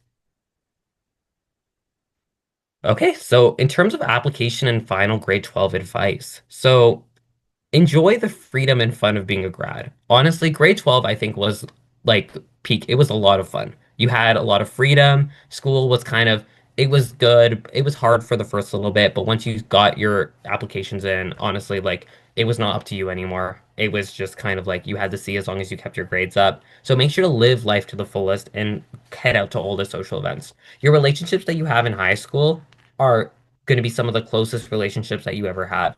You're not really going to spend that much time with people so closely unless you do end up going to a program such as mine at Side, where you're basically with the same 100 people like for 8 hours every day. but that's kind of an anomaly in terms of most engineering programs in Canada, which are usually bigger. And even at Waterloo, they have a lot bigger engineering programs, but most of the classes are usually smaller. But still, like enjoy and cherish those relationships. Go have fun. It's worth it. You won't regret it, honestly. But I think kind of echoing what Tiffany said earlier, complete your applications early. Like that really, really is important. You never know what could go wrong. So like I remember one time actually I was applying for Ivy and the application portal crashed. So it's like just be like aware of when you're applying. Like when there's like high traffic kind of things going on, it's no one's fault. It's just what happens with technology. Sometimes it doesn't work. So do what you can and take the initiative to apply early. So another thing that's really important is you're going to be doing a lot of video interviews, even for engineering, like Tiffany was saying for businesses, and actually Nicole was saying too. For business, there's a lot of interviews, but also for engineering, that is the case. So make sure that you go and practice your answers, don't rush your answers, and just know exactly what you want to say. So most of the questions will actually be the same. They'll either be like a problem solving question on the spot, or they'll be something where you're just talking about a experience that you had. And like I said before with extracurriculars, try to quantify your experience, prove your impact, show what you did, show why you're so passionate about it, and you should be golden. And another thing that would be really, really, I think, important and something that really helped me was get feedback from current students, but also people you know, like your teachers, your parents, your aunts, uncles, anyone, honestly. Anyone you know, just get them to read your application if you want. Like someone you trust who you think knows you well, ask them questions. Ask them if they think that your application, what you currently have, accurately reflects who you are as a person. Ask them how they think you can improve it. At the end of the day, include what you want to include, make sure it reflects you. But feedback, the more feedback, the merrier. Honestly, it's a good way to kind of make sure and understand what other people think of your application because it's a lot different to know what you're writing about and then also to reciprocate that on the page. So that's something where I often find like there's a little bit of a gap and why that's why like I would usually actually ask Leslie went to my high school. I would ask someone like Leslie to come read my kind of like paper or read my application just to get some feedback. And honestly, like even if you want to, reaching out to current Waterloo students or current engineering students wherever you are, or current students in general, they're really helpful. And everyone loves to kind of like everyone understands the kind of pressure you're under because we all went through the same thing. So reach out to them. So I've actually included my Instagram and LinkedIn link here. LinkedIn is very big at Waterloo if you don't know. So that's why I included it. So if you like, feel free to reach out if you have any questions. I'd love to help. And then, yeah, like I was saying, show who you are, not what they want to see. Show who you are. Like they want you. The application committee wants to know who you are. They're here to figure out who you are and to see if you are a good fit for the program. So make sure you show your connection to them, but make sure that you don't kind of like alter your like what you did in a sense or like lie. You don't want to lie on your application, but just kind of be transparent, be clear, and show them how amazing you are because you will end up wherever you are meant to be. You might not know which place that is now, but trust me, at the end of grade 12, you will realize everyone like kind of acts like it's like a random like thing that just happens. But trust me, like as you go through grade 12, you learn a lot about yourself. And by the end of the journey, you'll realize which program is right for you. So like, for example, I was really torn between U of T's engineering science and Waterloo side. I chose Waterloo side and I have not regretted the decision. Not to say that U of T is not a good program. It's an amazing program. It just wasn't the right fit for me. And then in terms of the last kind of tip that I would give to everyone, like I said before, emphasize work and internship experience. That's something I don't think a lot of people talk about. But in terms of the one thing that everyone in my side class has, it is some kind of work experience. Whether that's like, for example, working at like being a swim coach or something, or like for me, like when I worked at a hospital, I'm outside a hospital 3D printing things for like parts and like 3D printing different clips and stuff. That's a great kind of way to show that you know how to learn something fast, how to take initiative, and how to make an impact. That's a really big thing, especially Waterloo looks for, like previous co-op experience. If you don't have something like that, don't worry. That's okay. So you can still apply. And I know people who definitely got in. But if you do have it, it's something that you really want to emphasize. And it's something that's like, it's a really good thing to help differentiate you. And then also, like I said, look for impact. And especially within your kind of AIF form. So that's kind of like the extracurricular part of your application where you talk about it and just your written section. Make sure to highlight the impact, whether that's through numbers. Like the Waterloo one, what I remember, or for my year last year, it was like you get 100 words to answer the question. So you have to be very concise. So you're really just saying what you did, how you did it, why you did it, focusing on your impact. So just get good at refining that because that's how you're going to end up getting into these programs. But yeah, it was so nice being here with all of you. Thank you so much. if you want to reach out to me for anything, honestly, I am flexible and I'm available to help. I would love to help anyone who is trying to apply for engineering. Yeah. Thank you. Thank you, Rohan, for that wonderful presentation on engineering. I myself have also learned a lot from this. So anybody who's interested in engineering can always watch the recording or reach out to Rohan through his socials. And yeah, so we'll just move on and to our next guest speaker, who is the co-president of STEM Buddies. And I'll pass the mic to Monica.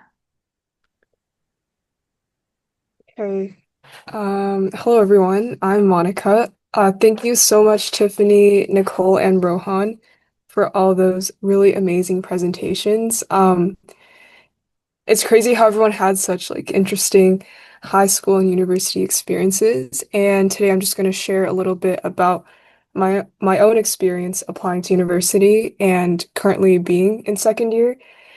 And yeah, next slide, please.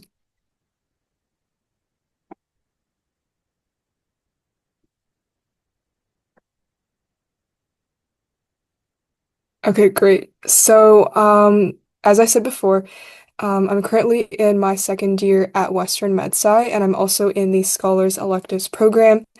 I'll talk a little bit about that later, but it's basically like an additional kind of research-focused program that you can apply to when you're also applying to Western, and anyone in any faculty can be a part of Scholars Electives. So a little bit about me. I'm a huge Two Hollis fan, going to his concert um, tomorrow actually. Yeah. And a huge clothing enthusiast, also like going to the gym. And fun fact, I learned how to DJ this summer. So just two pictures of me. Bottom one, or farming. Top one, I was actually an orientation leader this year, so just me and my orientation leader outfit. Next slide, please. Okay, yeah. So, I'm sure there's a lot of talk about MedSci. MedSci has quite a bit of a reputation for being one of the harder pre-med programs in Canada. And I would have to agree because basically in the first 2 years, you're in kind of a general science program where your course schedule is kind of predetermined for you, and you just have to basically take every single science course. And I kind of just listed out the core courses that you have to take in first year, just to give everyone kind of an idea of what you have to go through in first year. But you would have to take 2 semesters of bio, chem. You also have to take physics and calc. Physics 2 and Calc 2 are optional. You can take either Comp Sci or Physics 2 and one of Calc 2, a harder version of Calc 2, Applied Math, or Linear Algebra. So, as you can see, kind of from the courses that you have to take, it's very, very science heavy. So, I would say it's a little bit different from some of like health sci programs, like Tiffany mentioned. There's not a lot of like flexibility in the courses that you have to take for MedSci, and it's also just the very basic fundamental boring courses that you have to take, like physics, for example. It's just like something that you have to go through, and you just can't avoid it if you do decide to go into MedSci. And for year two, it doesn't really get any better, but I guess if you're a fan of organic chemistry, you'd have to take that. You also have to take biochemistry, stats, cell bio, and genetics. So again, very basic fundamental science courses. And after you're done your first 2 years, there is light at the end of the tunnel because you can actually choose an honor specialization in years 3 and 4. So there's a lot of different specializations. If you just search up like MedSci honor specializations, I can just list out a few. There's like biochemistry, there's cell bio, physiology and pharmacology, medical biophysics, biostats, bioinformatics. There's a lot of different options for you to choose from. And it kind of just gives you an opportunity to not only get a more specialized degree, but also to really focus on what you're really passionate about. So it's very different from years 1 and 2, where everyone's kind of taking the same classes. You really get to kind of go into a smaller module or honor specialization, get to know your profs better, get to really focus in on what you are interested in, and also meet new people because the class sizes in MedSci are quite large. I would say every lecture is probably like 500 people of the same like MedSci kids just like in your lecture. So once you choose an honor specialization, you really get to kind of meet other people in your specialization, which is usually I think around 20, 30 people for some of the smaller modules and max 100 for the bigger modules. And so, yeah, MedSci does place a really big emphasis on research. So, kind of the point of choosing an honor specialization is to narrow in on a field of research that you're interested in, because kind of your honor specialization culminates in an honors thesis in fourth year. So that's where you kind of get to work one-on-one with a professor, and you get to write a short little paper about your research. And there are potential opportunities to kind of publish, to get poster presentations. So if you're really interested in research specifically, then I would definitely recommend MedSci because there's just so many opportunities available. Not only in third and fourth year when you choose your honor specialization, but also in first and second year. Whether you're just whether you're in scholars electives, as I mentioned before, which is kind of like an additional program that you can apply to when you're in grade 12 to get to start doing a thesis in second year. Or if you're just looking to kind of like volunteer in a lab, there's a lot of different opportunities available for everyone who's kind of interested in research. So yeah, that's kind of a rundown of MedSci.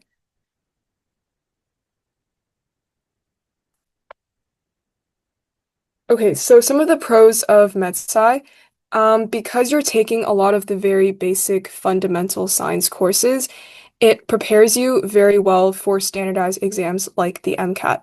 So actually, it's like identical information that you're being tested on in the MCAT, versus the stuff that you'll be tested on in your courses in first and second year. So just to kind of summarize, the stuff that you'll be tested on in the MCAT is kind of like general chemistry, physics, a little bit of math. There's a lot of biology, biochemistry, organic chemistry, and all of that is built upon when you're in MedSci in first and second year. And so just having that fundamental science knowledge is really important if you choose to write these standardized exams in the future. And so MedSci does a very good job on fulfilling that. And if you also decide to apply to grad or professional schools in the future, so for example, med schools both in Canada and abroad, I'm not really sure about like dental and pharmacy schools, but I think MedSci fulfills those requirements. I think the only requirement that you might have to take on top of your required courses is English, which you can always take as an elective.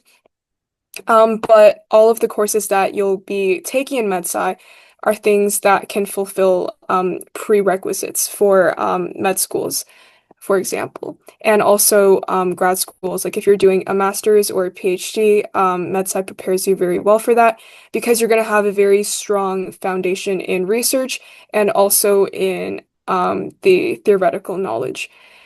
So again, emphasis on research.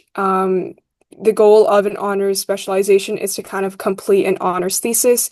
And again, if you're looking to do a master's or a PhD in the future, MedSci is really good for that. I think just to give kind of an example of that, for example, if you were to choose an honors specialization in biochemistry, after you complete your honors thesis, you can actually do an accelerated master's right after that. So I think usually masters are around 2 years long. But if you choose to do the accelerated masters, I think it's like 1 year long because you already have a very solid foundation from your fourth year thesis. So it kind of reduces the time that you have to take to complete your master's. And so that's one of the benefits that MedSci can provide if you choose certain specializations. Really prepares you well for grad school in the future. And there's also a lot of extracurricular opportunities. So this kind of applies to Western just in general. There's so many clubs on campus. There's so many research opportunities. Most faculty here is involved in some sort of research. So if you literally just go onto the Western like faculty directory and just send out a bunch of emails to all the profs, you're definitely going to get at least a couple responses because Western is such a research-focused school. And there's also a lot of volunteer opportunities available both on campus and off campus because London's, I would say, like a fairly sized city. There's a lot of opportunities available in the nearby area to those who are interested. And on the right is just a picture of my schedule. As you can see, it's actually really not that bad.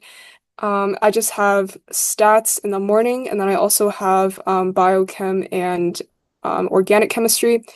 And I have an online elective, and the rest of the time, on Tuesdays and Thursdays, I kind of spend in my lab working on my thesis for the Scholars Electives program. So again, there's a lot of time and flexibility built in for extracurriculars and research if that's something that you're interested in. Okay, so cons of MedSci. As mentioned before, MedSci is kind of notorious for being a difficult program, and a lot of people, what deters them from going into MedSci is because they hear people saying, "Oh, it's really difficult to get a high GPA in," and I would say it's difficult and challenging, but it's something that's definitely possible. And even though it is possible, you still have to dedicate a significant amount of time to studying. So I think in first year, I was probably studying most of the day. I kind of just like shut myself in my room and studied all day to like the 2, 3 weeks leading up to finals. Because when you're taking like biochem, physics, calc, all of those in one semester, it is quite a lot to balance. But I would say that it's definitely character building because you have to balance your social life, your extracurriculars, and your grades. You have to, kind of transition into university, know how to take care of yourself and to live by yourself, know how to, I don't know, like cook and do your laundry. It's a lot of things to balance and a lot of things to learn, and definitely a very new environment for everyone. But that's kind of where you're building most of your life skills in first year because you have to go through such like a difficult time. I think it really just helps you develop as a person.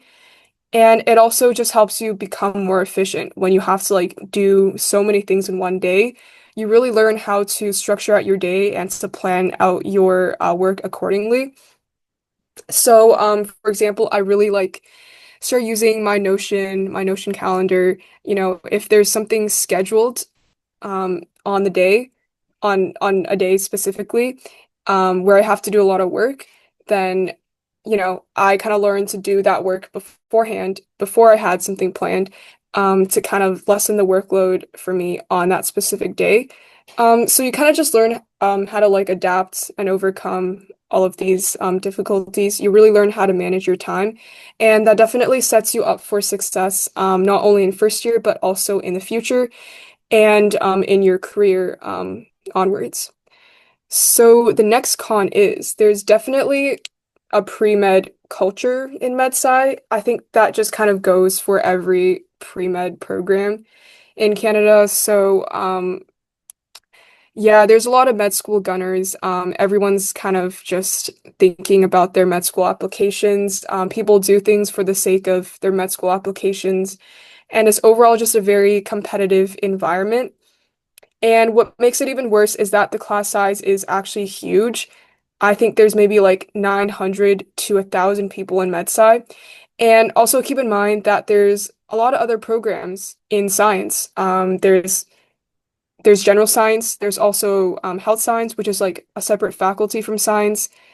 And within health science, there's like kinesiology. There's all these other programs that are taking the same courses as you, and it can be super stressful when you're trying to like pay attention in lecture and there's people beside you talking about med school requirements for Alberta. It's like it definitely it's a canon event for all pre-meds. And what you really have to do is you just kind of have to like focus on yourself, tune out everyone else who's trying to like stress you out or trying to distract you or trying to steer you on the wrong path. Because ultimately, I know this is kind of corny, but like ultimately the only person that you can really trust is yourself. There's going to be a lot of people who try to like gatekeep resources from you, tell you the wrong answers to your pre-lab quizzes. It's just ultimately going to happen within a pre-med program. But really just like build a good group of friends that you can really depend on. But ultimately, you're the only person there for yourself at the end of the day. And you really just have to focus on your own path. Like everyone has a different path towards their goal, whether it be med school or not.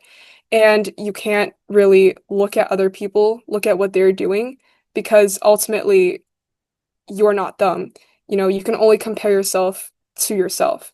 And I know that was all really corny, but it's just like something that you have to learn, and something that you kind of have to adapt to when you're kind of in a pre-med program, um, because you can't really let the competitiveness get to your ultimate goal and to let it get to your mental state, because obviously that's really bad. And you don't want the other pre-med gunners affecting you. So just things to keep in mind. The next con is very boring courses in first and second year. So I'm only saying this because of my experience with physics 2 in first year. I think it was just like one of the worst courses that I had to go to. And honestly, it was optional for me, but I just decided to do it because it was either physics or comp sci. And I thought that I just already had like a decent foundation in physics, but obviously I was proven wrong by my professor. But yeah, you don't really get to specialize until later on in third and fourth year. So it's kind of hard to stay motivated when you're not really interested in the basic science courses, because a lot of it is review from high school. So it can seem kind of repetitive and redundant. And once you hit second year, there's just this sudden jump in difficulty because all of a sudden nothing is review anymore and everything's like new information. But at the same time, it might not necessarily be something that you're interested in because, again, it's also very general science courses like organic chemistry or biochemistry. So, yeah, that's just part of the program. It's just something that you have to go through if you want to specialize later on. But yeah, that's just part of the program. And the last con is honor specializations are really hard to get into for some reason. So basically, your admission into specializations all depend on your average of your courses in second year, I believe. And the most competitive specialization here requires a 92% average in your second year to get into, which I think is personally really crazy for a university student to have a 92% average just to get into something that they're interested in. And that's just the way that MedSci is structured. It's just structured to get rid of people every year until you finally make it up into fourth year. It's just kind of they over admit a lot of students and then they try to cut it down um, as you progress in your academic career. And honestly, it doesn't really make sense to me, but it's again just part of the program. And a con of that is that you may not get your top choice in specialization. So if unfortunately your average doesn't meet that cutoff value, then you might get assigned an honor specialization that you're not necessarily interested in, or you might just not get to specialize. You might have to do a double major or something like that. And that is actually a very big disadvantage because you could potentially be stuck with a specialization that you're not particularly interested in, solely because of your average. And obviously, I don't agree with the way that they're doing things. Obviously, it puts so much pressure on the students to do well and to study all day, but again, it's unfortunately just part of the program and yeah, just one of the cons of MedSci. Okay, so my application experience in high school. So I don't have my report cards, but I think my average was around a 98%. Again, not really sure, but I think that's what I applied with. But when I was accepted into MedSci, I think they only used my grade 11 averages because I think I got my acceptance in November because I filled out OUAC pretty early. So I don't think my average even like mattered in the end. And again, going back to everything that Tiffany and Rohan said, at the end of the day, your average like is really not the most important part of your application. Because as long as you meet that cutoff average, that's really all that matters. And if you get an early acceptance, that's great because your average is just not going to matter at all. And you really don't have to you really don't have to sacrifice your entire high school, last year of high school, grade 12, just to get like an extra 1% added to your average because ultimately it really doesn't matter in the grand scheme of things. And it's really not worth sacrificing your mental and physical health for. And okay, so moving on a little bit about my extracurriculars. I think something that I really was heavily involved in was HOSA. I was the co-president at my school, and I also competed in ILC. So bottom right corner, that picture is me at ILC. I also did some volunteering at a hospital, first response, and also at a senior home. I did a summer program at Women's College. So, top left corner, that was me at the end of the program. And it was a paid research internship that I did in my summer of grade 12. I also did a Sick Kids summer mentorship program, which was not paid. And it was basically you got to do a bunch of lab tours around Sick Kids. And the last thing I did was Biology Olympiad. So bottom left and top right were pictures from there. I actually got to travel to Dubai to attend the Olympiad, so that was really fun. And also I applied for the Western National Scholarship. So that I think that was the only scholarship I applied to, and fortunately I was able to receive that. And that also kind of gave me entrance into scholars electives. So I guess that's just a nice little I forgot the word for it. But yeah, I really recommend anyone who's applying to Western to apply for the national scholarship because it's honestly just like a really great experience because you get to meet so many high achieving, accomplished students at the scholarship reception. And you really get to build a lot of close connections with those students through scholars electives. And there's just a lot of other perks to it. Perks. That was the word that I was looking for. But there's a lot of other perks to being a scholar because there's a lot of different socials. There's internal jobs that you can apply for that are exclusive to scholars and just networking, alumni network, a lot of perks like that. And overall, my application experience was probably the most stressful time of my life. And I'm sure a lot of you guys in the same position as me right now probably relate because it really feels like your entire life is culminating into this one essay, this one like 200 word essay that you have to write and submit to admissions officers who have no idea who you are. And they're just like judging your entire life based on that one 200 word essay. And it can definitely feel very overwhelming. But I just want to say that ultimately the program that you're in doesn't really matter and it really does not define who you are as a person. Because ultimately what decides if you're going to be successful, I guess, in university is what you make out of the opportunities that you're given. So I'm going to be honest, like when I didn't get into the programs that I wanted to, and I accepted the offer to Western, I wasn't the most happy because that's, when you spend your entire grade 12 year looking forward to that one acceptance and you didn't get it, it can be really disappointing and overwhelming.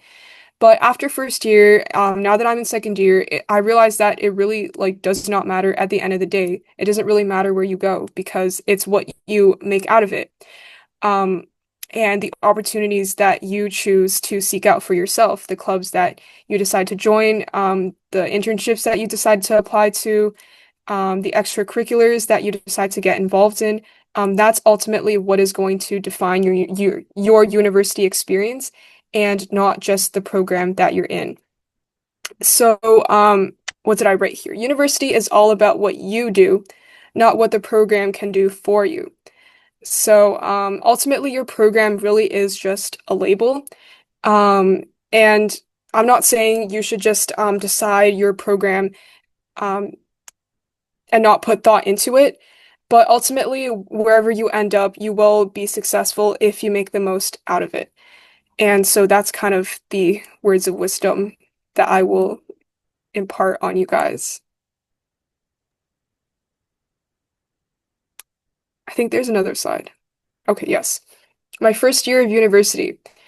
So, I would say that in my first year, I definitely found it very difficult to balance everything at once.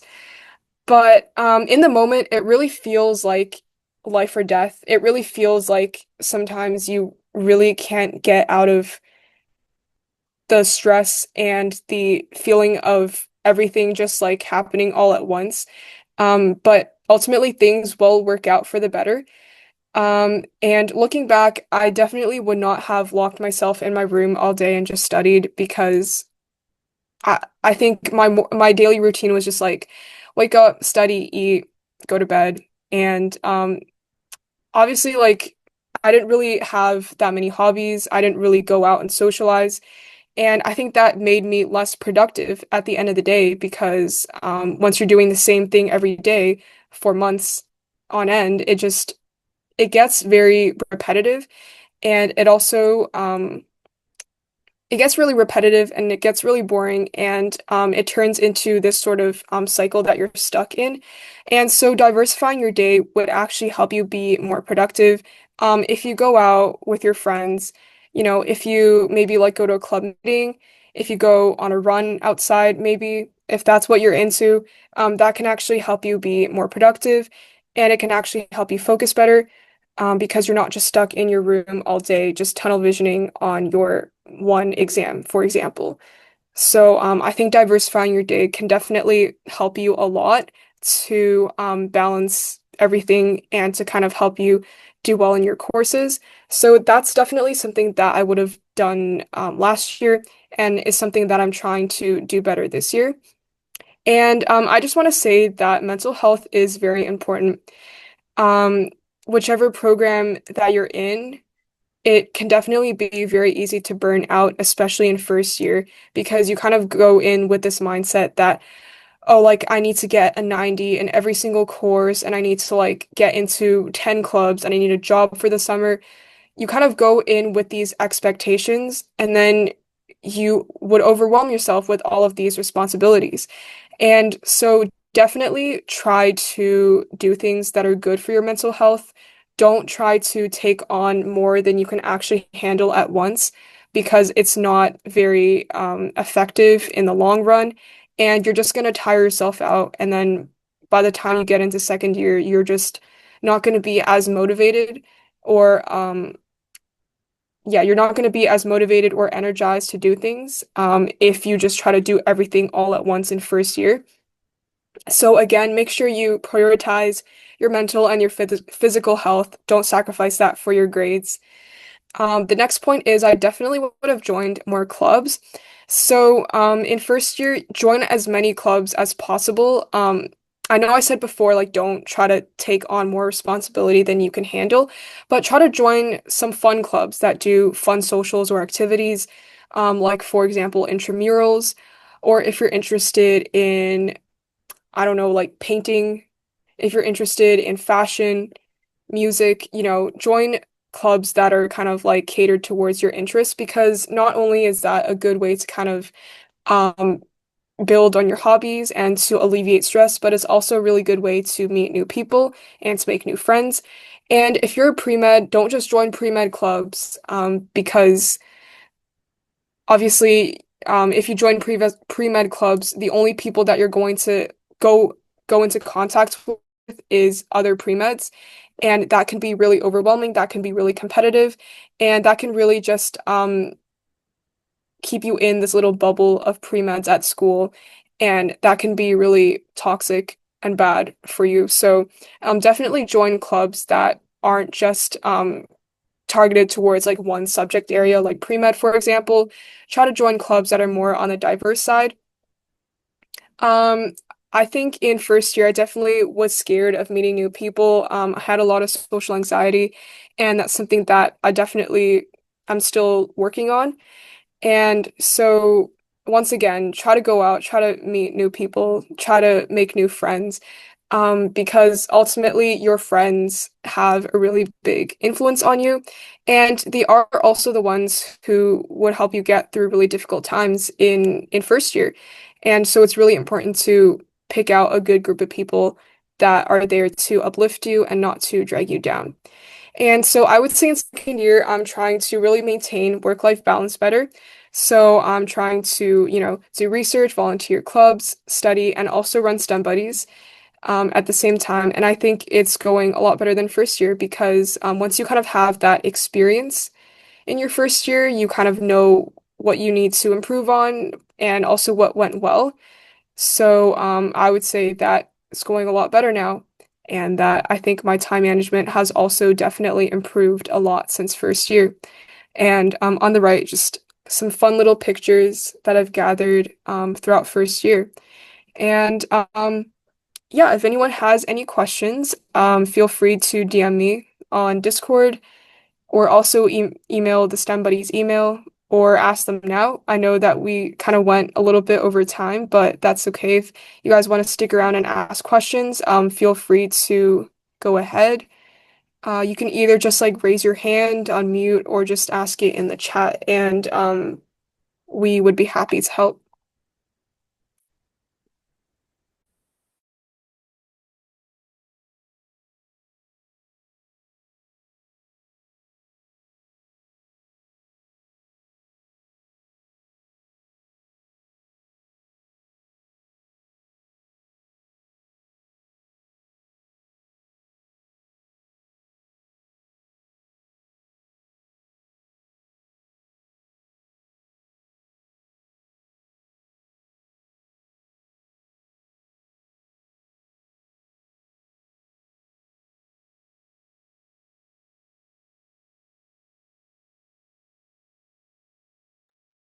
How did you guys find internship opportunities during your high school years? Um, okay, so I guess we can all just kind of like take turns going. I guess I can go first. So, um, wait, just curious, what kind of area are you looking to get an internship in?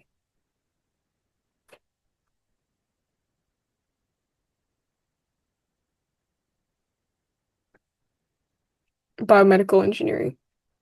Okay, so in high school, there's a few kind of biomed engineering programs that you can apply to. I think there's the Sunnybrook Focused Ultrasound program, and I believe you have to apply in like early 2026, like January, February. But search it up. I think it's biomedical engineering, and you have to fill out in kind of like an essay and then your grades and everything, and then you get the internship during your summer months and it's paid. And I think the one that I did was more clinical research, but it was at Women's College, and it's called the Emily Stout Summer Program. And there's also one at Mount Sinai. If you just search up Mount Sinai Summer Research Program for high school students, it would probably show up. Um, but yeah, that's like all I have. Tiffany and Rohan, if you guys. I actually did the one at Mount Sinai. So that's the one I actually was able to do for my biomedical engineering internship. So I was lucky in the sense where my school set it up as like a co-op kind of thing. So we did a summer co-op as a part of my school. You applied to the program and then I got in. I was lucky. And then we had a relationship with Mount Sinai, our school, and they were able to kind of procure spots for us. I was actually the first biomedical engineering intern that they had at Mount Sinai. Like they like made that like first like I was the first student in that. Like I was the first student who was really interested who wanted to do that. So from what I learned in that kind of experience, what I would say is go email kind of different departments and especially make it clear that you want to volunteer your time. Like honestly, for this program, it was more educational, so I didn't get paid, but I still did like the work of any other co-op student. And actually, most of the biomedical engineering departments of these hospitals are majority co-op students, whether that be from a college, from a university, etc. So I would just go email the manager, email someone you're really interested in working with. Because what I also learned from these opportunities were that everyone in this biomedical engineering department, they all do amazing things and they all do very different things. So find someone you're interested in and just email them, right? Like reach out. The worst they can do is not reply, right? Or say no. But honestly, if they say no, they can probably refer you to a friend. So I would just say go email, find someone you're interested in. LinkedIn's a great way to do it. Or honestly, just like find their like email and just get it. Most of them are public because they'll just be on the hospital database. But yeah, that's what I would recommend for you to do.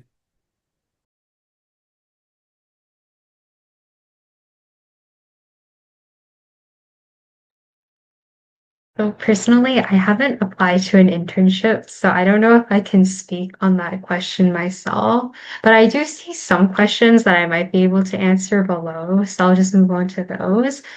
So, I think there was a question about if we only have three courses in our first semester, do universities use the other three courses from our grade 11 year? I think that depends on the program. I know some programs don't give out early admissions, so they might not look at your grade 11 marks and just wait for all your grade 12 marks to just come in at the end.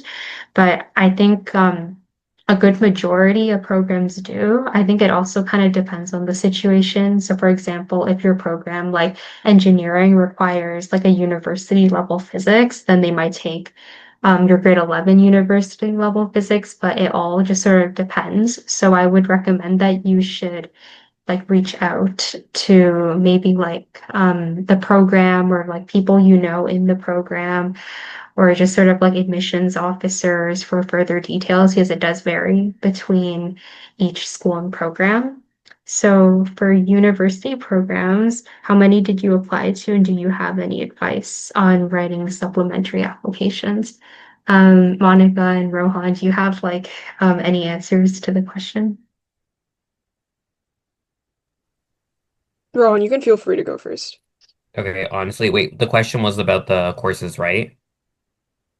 There are two questions, but I think I answered the first one, but if you have anything to add, you can also add to the second question. I was referring to like the last question about the university programs.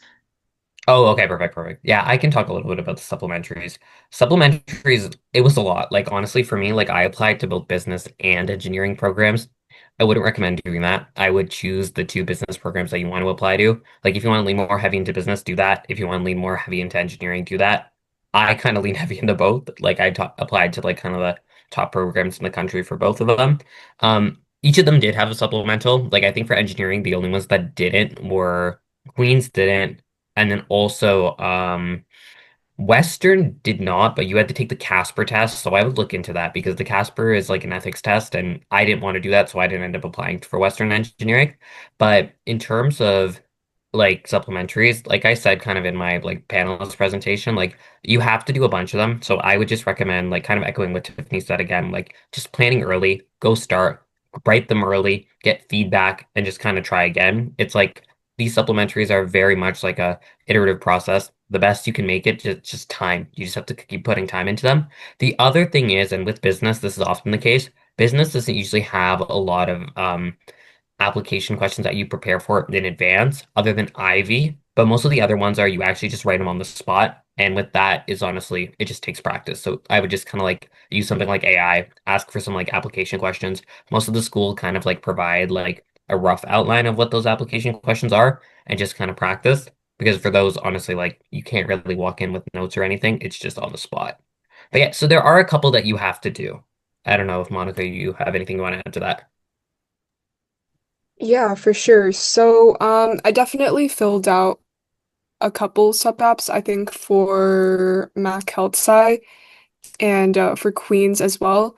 And I also did the Waterloo AIF, but that was more just like for fun. I wasn't really expecting to get in. But I can actually talk a little bit more about writing like scholarship applications, which is a little bit similar, I guess. The essays are a lot longer. You kind of have to talk about your extracurricular experience. Um, it- um, what else? Talk about why you want to like apply to that school or why you want to apply to that program. What are the things you want to kind of accomplish once you're in university? And I think the main piece of advice I would give you is throughout your high school journey, kind of write down anecdotes from your daily life. So whether you're volunteering and I don't know, something interesting happened, or even if you're just like hanging out with your friends and someone said something that really stuck with you. I recommend maybe not writing them down, maybe just like keeping them in the back of your mind, or if you like journal at all, write that down in your journal. Ultimately, having a collection of these kind of anecdotes or experiences can really help you write sub apps because you have experiences to pull on that you can kind of elaborate and expand into whatever the prompt is kind of asking you. Because oftentimes the prompt will ask you to talk about yourself, talk about your experiences, and having those anecdotes to kind of support your answer can make your answer so much more stronger and so much more unique and reflective of yourself. So I guess that's a piece of advice I would give. Oh yeah, is it Maya or Mia? I'm sorry. Like I'm like bad with names. I was just wondering, like, do you have any like specific programs you're looking into? Maybe that might help us like streamline our advice and cater it better to this question.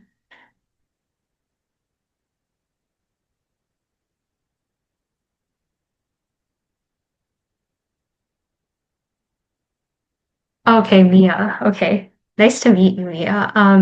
So I think for health sci and life sci programs, I'm not 100% sure about this, but I think most life sci or like general science programs or med sci programs, they don't really have supplementary applications. They're mostly catered like they mostly take your top six, and that tends to vary a little bit between programs, but you're typically looking at uni level bio, chem, English, some form of math, and the amounts of extracurriculars that you have might vary a little bit between the programs, but that tends to be sort of what you need for those programs. So I wouldn't worry about supplementary applications for those programs too much.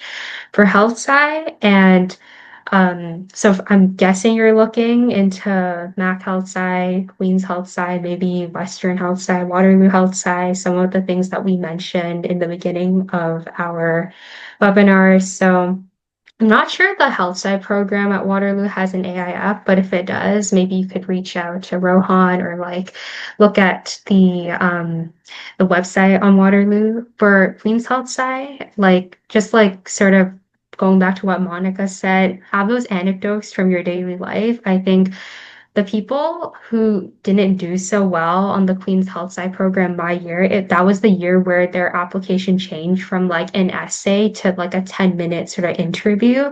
The people who didn't do well were the people who didn't really prepare or think about what would be asked on that application.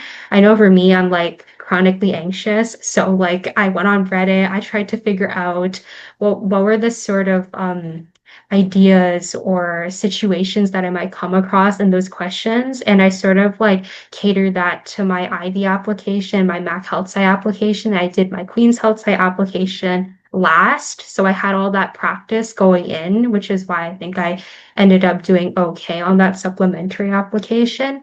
For Mac Health Sci, I will say it is very luck-based, and it can be difficult because their rubric and their expectations are very vague. So it tends to veer off to a bit of like a philosophical side of writing. Personally, I am not the strongest philosopher or writer, so I found that a bit challenging. I did not get into that program, but going back to what Monica said, even if you don't get into those like super prestigious top programs, going to like any program, putting your best effort in and making the most out of it is the most important part of your university experience. And yeah, if anybody else has anything to add, feel free to contribute, or if you have any more questions, you can pop them in the chat.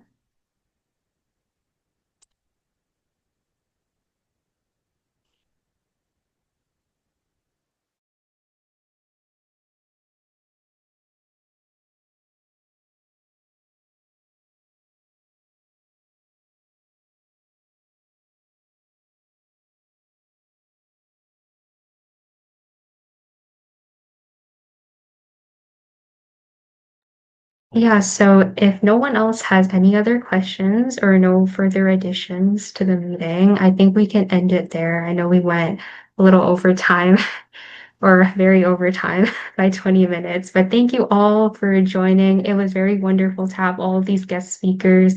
A special shout out to Nicole and Rohan. Thank you so much for joining us.